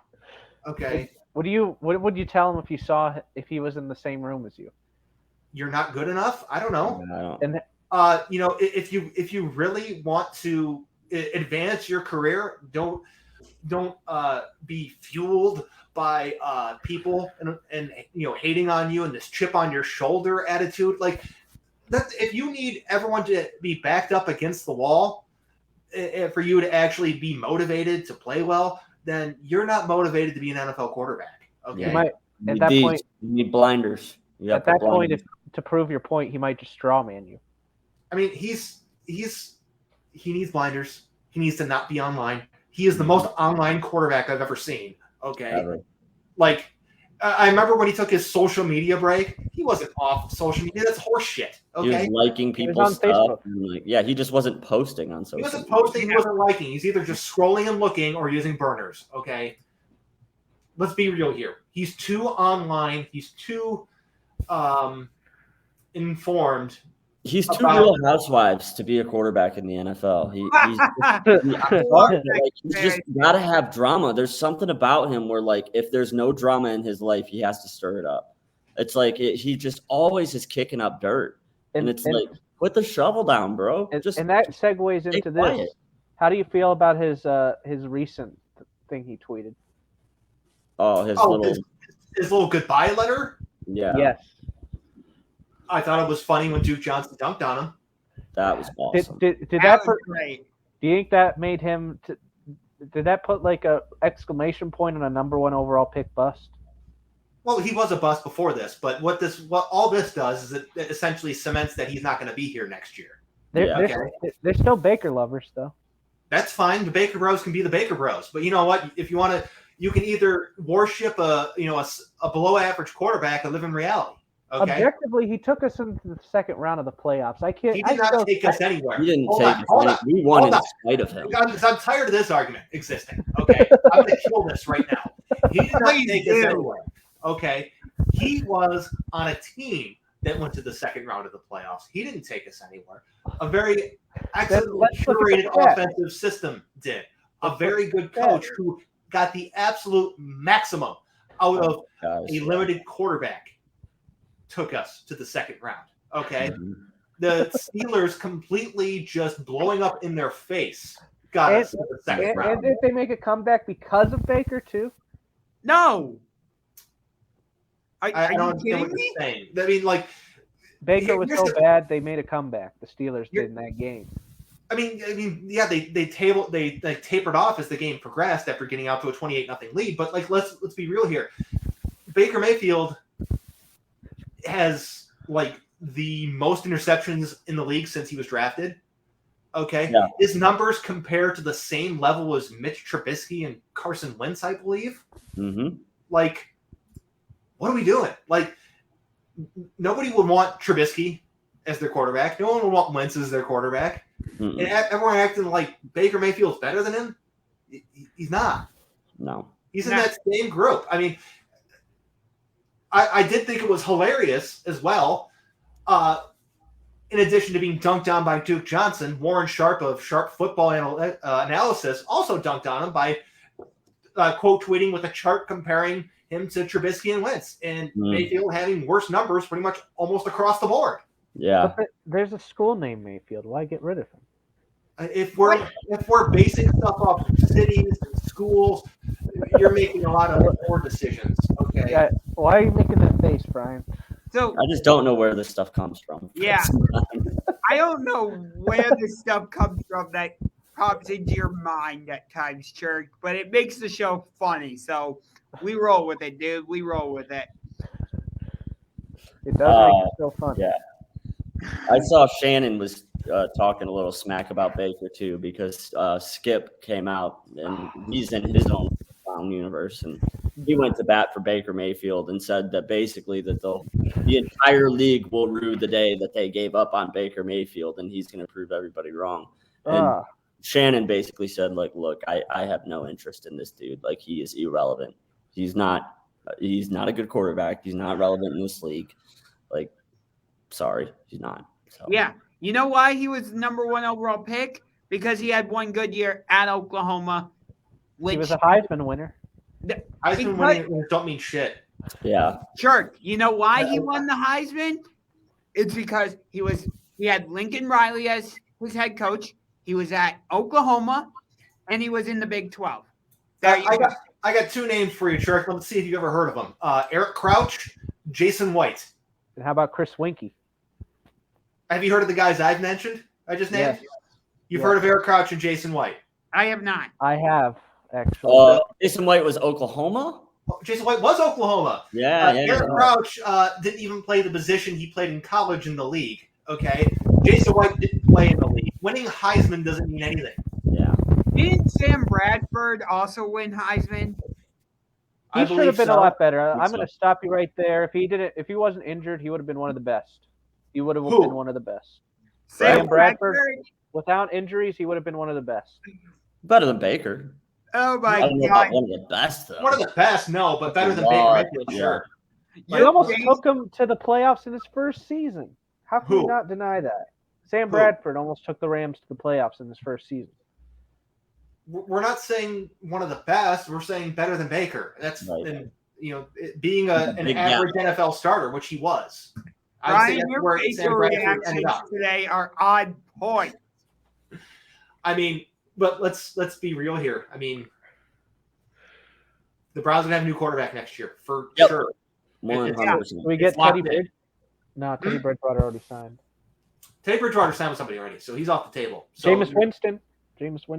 He's an option. To me, it's not. The answer is not in the draft either, unless they could get a guy like the only guy I like in this draft is Willis, like Malik Willis. I think he has a lot of promise. He has a high ceiling. He reminds me a lot of some other players, but other than him, and he's not going to fall to wherever we draft in the first round. So okay, this is coming from Chris Mortensen. The Browns and Baker Mayfield are breaking up regardless if Deshaun Watson lands in Cleveland. Adds that the Browns want an adult at the position. Ooh. He's right. Now, what would you do as soon as that happens? They re-sign him. No, he's gone. He's done. He's gone.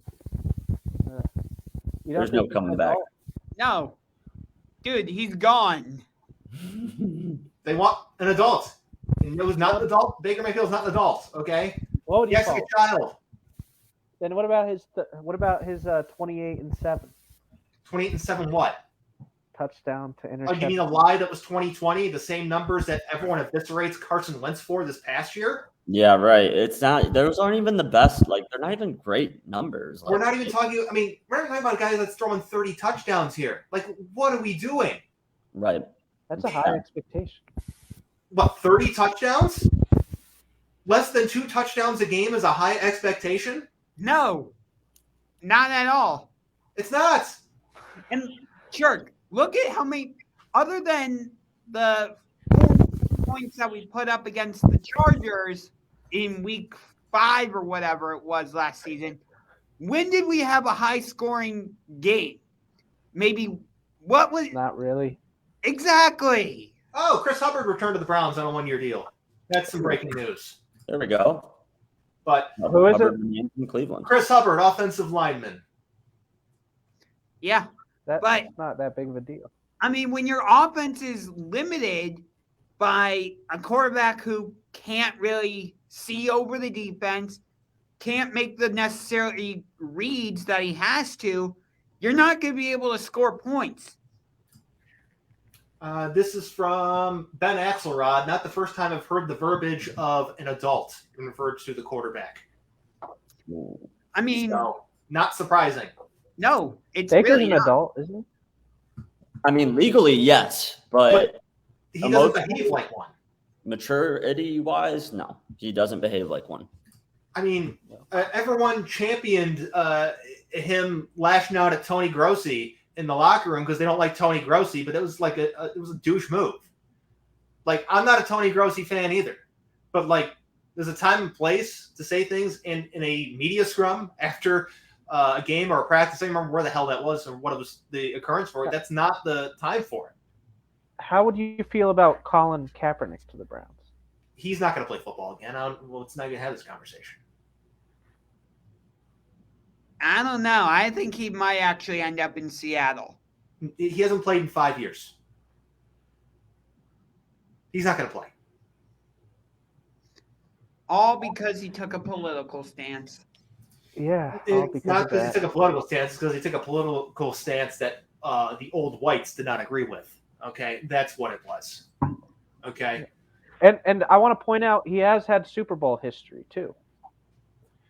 Let's talk objectively as a talent here. Okay, but I mean, his style of play does not lend itself to, I guess, length in the league, and he wasn't necessarily particularly that good. You think he would be a good quarterback? Played. What was that? What was that, jerk? Anyway. Gonna cut in and out. Yeah. Anyway, so if you look at the landscape of the AFC, I know we were talking about like winners and losers of like free agency so far.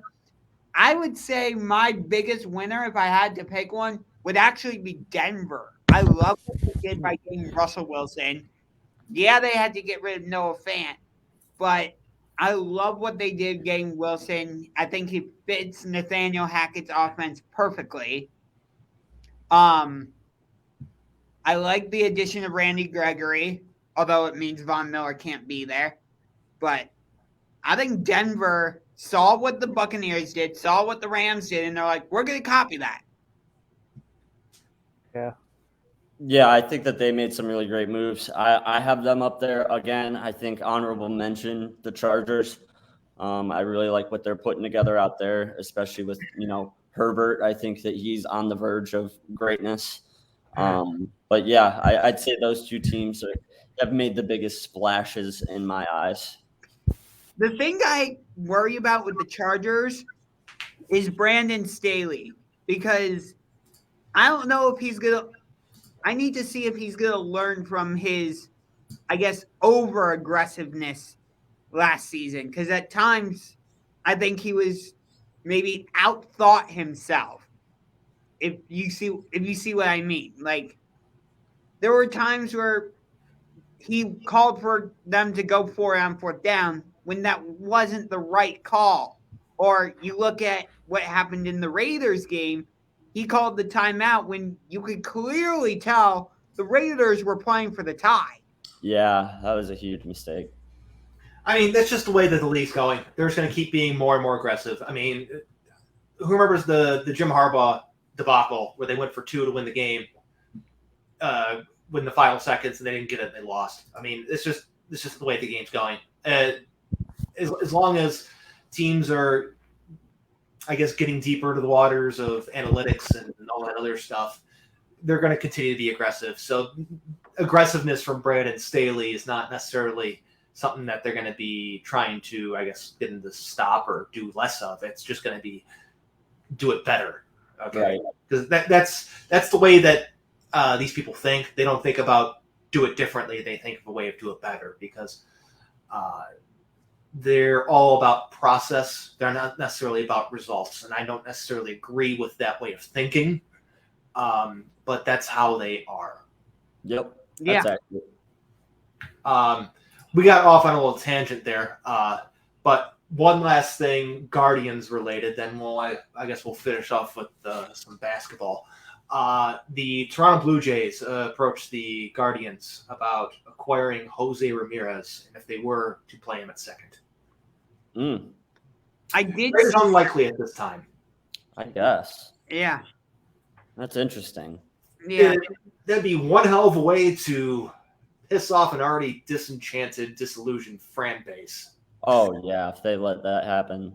A new rebrand, you're launching a new name, trade Jose Ramirez before the season starts. Especially like coming off of the Frankie trade too, and like it's just there would be a really bad taste in everybody's mouth if that's how we start the Guardians era, by shipping away our best player. Yeah. As long as ownership doesn't go out and say anything like enjoy him or something like that, I think we'll be okay. Yeah. Once they start using words like that, that's when you know that the writing's on the wall.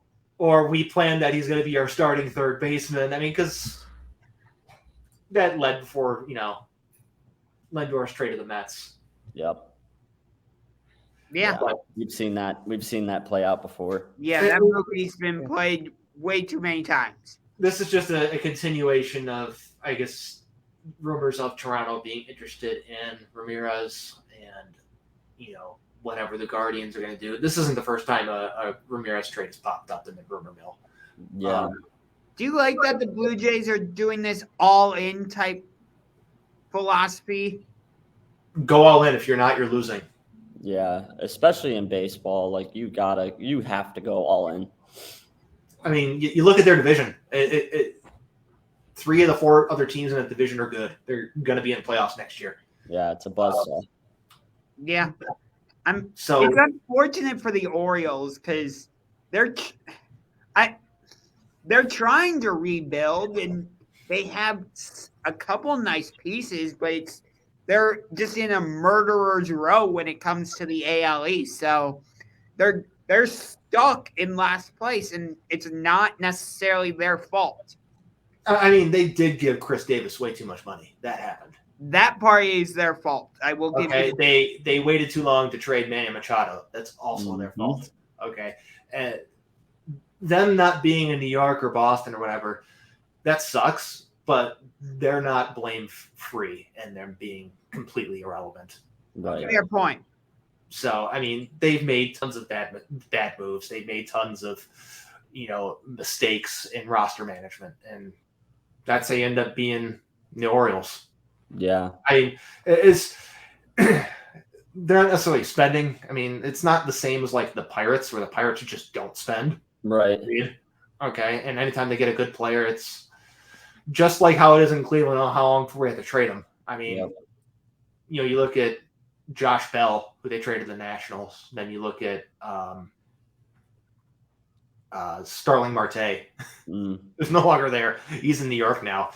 But it's when they get traded, not if. Yeah, exactly. Yeah. And McCutcheon's now with the Brewers. Yeah, I saw that. That's a nice addition for the Brew Crew. Yeah, the Buccos fans are going to hate that, having to play McCutcheon. Yeah, I don't like that at all. For them. But that's just kind of how it goes. But Cleveland's still not really doing much. No, and I mean, it's no surprise, but I had some hopes going into this offseason that with the and everything, maybe they would want to make a splash free agent signing or a big trade or something, but it's just not going to happen. We know who the Dolans are. We've seen this before. But yeah, with the Olsen and Winker and Pedersen and Story, it's like, man, I just wish we could just get one guy like that, and yeah.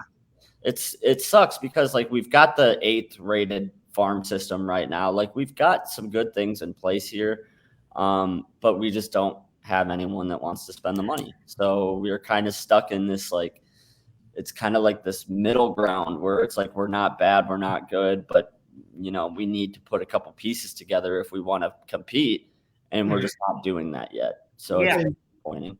There's so many just holes in the roster, and so many guys where they could play like one of 3 or 4 different spots. And when you have a whole bunch of guys like that, you really don't. Exactly. It's like when you have 2 starting quarterbacks, you have 0 starting quarterbacks. It's a lot like that. If you have a platoon at every position, platoons can be good at times, but like at every position, it's like, no, like you need to have guys in place. You need to have a reliable, defense. And it's, especially with analytics and everything else going on with the shift and what have you, like that stuff's important. Like having the same defensive lineups every night, that's important. So and look, Zach Greinke is going back to the Royals. Oh, good for him. Yeah, I like that for him. Yeah, his career began kind of. Yeah, I have no problem with that. Yeah, I don't have a problem with that. But talking about the Dolans and everything that we touched on with the Browns, it's a weird time overall to be a Cleveland sports fan because you got the Guardians who are just like middle of the road. They're not, like we said, they're not great. They're not terrible. They're just kind of, sometimes they have a good year. Most of the time it's just right at 500. And then you have the Browns who we've come to expect them to usually be bad and be under the 500 mark. The Cavs. They are. Huh? It's because they are. Yeah. Exactly. No, that's my overall point. Yeah. And then you look at the Cavs, and they're somehow, the best team in Cleveland, hands down. Exactly. I mean, and I don't think they're getting past the second round in the playoffs. Who, the Cavs? Yeah. Yeah, I don't either. I could see them going to the second round. It depends on the matchup for me, but overall, yeah. But that actually brings up an interesting point for me. I wrote an article about this for Fanside. I sent you guys the link for it. Based on the changing expectations for the Cavs, how like before the season, they weren't even projected to be a playoff team, let alone make the play-in tournament. I think most fans and media members, ourselves included, were expecting them to be a lottery team again. But as the season evolved and we saw where they were, we changed our expectations. So for me, if they end up falling into the play-in tournament, even if they get into the playoffs as a result, I would still say that's a bit of a failure of a season based off of the changing expectations and how now that we are where we are, we're in the top half of the playoffs. At one point we were number 3 overall in the standings. Yeah, that was a little premature. I'll admit that, but still. Do you get what my overall point though? I understand what you're saying, but I'm going to completely disagree about it being a failure of a season because this is a team that overachieved massively. Okay. Yeah. Nobody expected them to be here because they weren't a good group of players. Okay. They got hit with injury after injury after injury, and they don't have any actual solutions to those positions. Yeah. Water finds its level. Okay. There is a reason why I wasn't paying attention to their spot standings until recently. And it's because post All-Star break is really when you got to start paying attention. And when the way everything was situated, doing it immediately was still even a bit premature because you still had to see how everything fell into place. Yeah. I agree. I think that even if we go from here to they already surpassed a lot of expectations. I think that they've proven that they've got something that they could build around. So I think that this year has already been a success, and I don't think that they could end this year terribly enough for me to say anything otherwise. Any kind of playoff, play-in, anything, finishing in the top 10 in the East is a dramatic overachievement in my eyes, especially when you consider the amount of bad luck that this team has had, and yet we're still 10 games over 500. It's really quite incredible what they've done in Cleveland with the roster that they have. It's the opposite of what we thought with the Browns. We had a team that was this giant on paper and didn't produce. And now with the Cavs, we had this team that was not very impressive on paper, and everything bad has happened throughout the season that can happen to this team. And yet here we are. We're still 10 games over 500 with only 16, 17, 18 games left. So yeah, I think that this has already been a victory of a season for the Cavs. I think they've overachieved dramatically already. So yeah, I don't think it would be a failure in my eyes. I mean, we see signs of growth. We see signs of improvement. We get some answers on certain players. You see how they've, I guess, added certain other players to the mix. Mm-hmm. You know what I mean? You see when one player was removed that the offense got a lot better. Mm-hmm. It kind of, you get some. It's amazing how that happens, isn't it? It almost feels like there's another team in Cleveland that removing a player could potentially make the offensive group better. Mm-hmm. I wonder Obviously, what that is. I don't know which team you're talking about. Yeah, I keep checking my phone over and over because I just cannot wait for that news, the article to flash on my screen. Baker Mayfield no longer a Cleveland Brown. I mean, we're just waiting for the push notification now, pretty much. So it's going to be coming. We've only got a couple more minutes left. NCAA tournament is starting up. Yeah. Okay. I remember famously, Chirk, last year you picked Ohio State to win it all for some reason. Are you picking them again? I might pick, how about Cincinnati? They're not in it.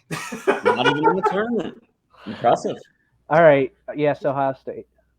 Okay, they're in it at least. At least they're in it. Yeah. They're playing Sister Jean and Loyola Chicago, and they're probably going to lose round one again. But yeah, how is Cincinnati not in it? They're on a collision course with the University of Michigan, the 11th seed in their division or in that bracket.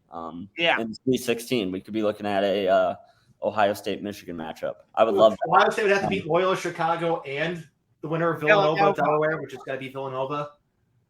Michigan's got to beat Colorado State and then probably Tennessee. Tennessee's not. They don't really scare me that bad, but Michigan's just not that good. And we're also without Devontae Jones for game one. It was announced today that he will be out. Normally, I would be very high on the Wolverines because we've had a lot of tournament success in recent years, making it to the final twice. I like Kansas this year. I think they have the easiest road to the semis. And I think that's half the battle in the NCAA tournament is making it to the Final Four. I ultimately think that they have the easiest road, and I think because of that, I'm going to make them as a pick just out of the fact that I don't love anyone else. I don't love anyone else, and I think they have the best chance to make it to the Final Four. So I'm basically just picking them out of the fact that I can't imagine who the other three teams will be in the Final Four.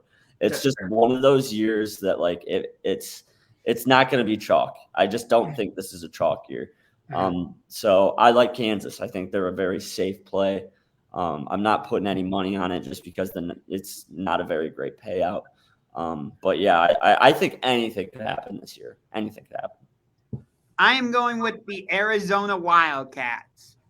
I think they have had the most consistent season, I would say, of the 4 number 1 seeds. I know Gonzaga is the number 1 overall seed, but I've seen a couple of their games and they have some. They just scare me a little bit. So and I've seen a little more consistency out of Arizona. So I'm going with the Wildcats of Arizona. I like it. I am also going to go with Kansas. Nice. Yeah. Okay. I'm also going to go Kansas. None of these teams are really like one of those just unstoppable forces. Yeah. You look at that bracket though, and Kansas's path is nice. It's a clean path. Now, if they run into, are they in the bracket with Wisconsin and Iowa? Yeah, but it's Wisconsin, so. In the Big Ten, this isn't the best year for the Big Ten. It's not. Wisconsin's just not a good team, or at least not to that level. I mean, it's Wisconsin basketball. They're above average, but not good. And Iowa's probably one of the more overrated teams in the entire tournament. I think so too. A lot of people are thinking that they're the sexy pick, and I just don't see it. I don't see them making the Final Four. I don't either. I could see Wisconsin actually upsetting Kansas. I can't at all. It can't happen. And we know it's not going to happen because it's Wisconsin, and everyone just is rooting for it to not happen. So Big Cat has an emotional breakdown. Yeah, look forward to that. One of the moments of the year, his basketball titties were amazing. I love Big Cat's basketball boobs. And then the greatest part was you could see the imprints from his paint on the player's jersey when they stormed the court. You could see one of the players when he lifted his arm. You could see Big Cat's boob outline on it. It was so awesome. Do you think Duke is going to do anything in this tournament since it's Coach K's retirement? They could, but they're also Duke. Like Duke's always a team that seems like they get shocked and they have these high expectations, and somebody bumps them off in the round of 32. So I think it's a good story. I think that the NCAA is crossing their fingers for it, but I don't see it this year. Yeah, I don't think it's going to happen. I think it's going to be the classic Coach K letdown in the round of 32. Okay, I think so too. And it's going to be hilarious, and just rooting for Duke to lose at every stop possible. I love that. I love that we're on the same page there at least. Yeah. Duke. All right. Well, we are out of time. So thank you to everyone who tuned into today's episode of So What's the Catch, whether you watched on Facebook or you're going to watch later on YouTube. Next week is going to be fun because we will know where Deshaun Watson is playing. Or Baker. Hopefully it's here in Cleveland. I'm hearing that he will make his decision tomorrow at the Boys and Girls. No. No. What? Go ahead. What were you going to say just now? Say it out loud. I want you to hear yourself say it out loud. Well, I'm hearing that he is going to announce his decision tomorrow at the Boys and Girls Club. That's what You think that's going to happen? Like LeBron? He's going to announce where he's taking his talents? Not in a TV. A guy who is in just a nightmare scenario is going to make an announcement from the Boys and Girls Club while he's facing sexual assault allegations? You bought that. You bought that. Oh, God. Oh, we got to end this show now. All right. We are ending this broadcast in 5, 4, 3, 2, 1. See you.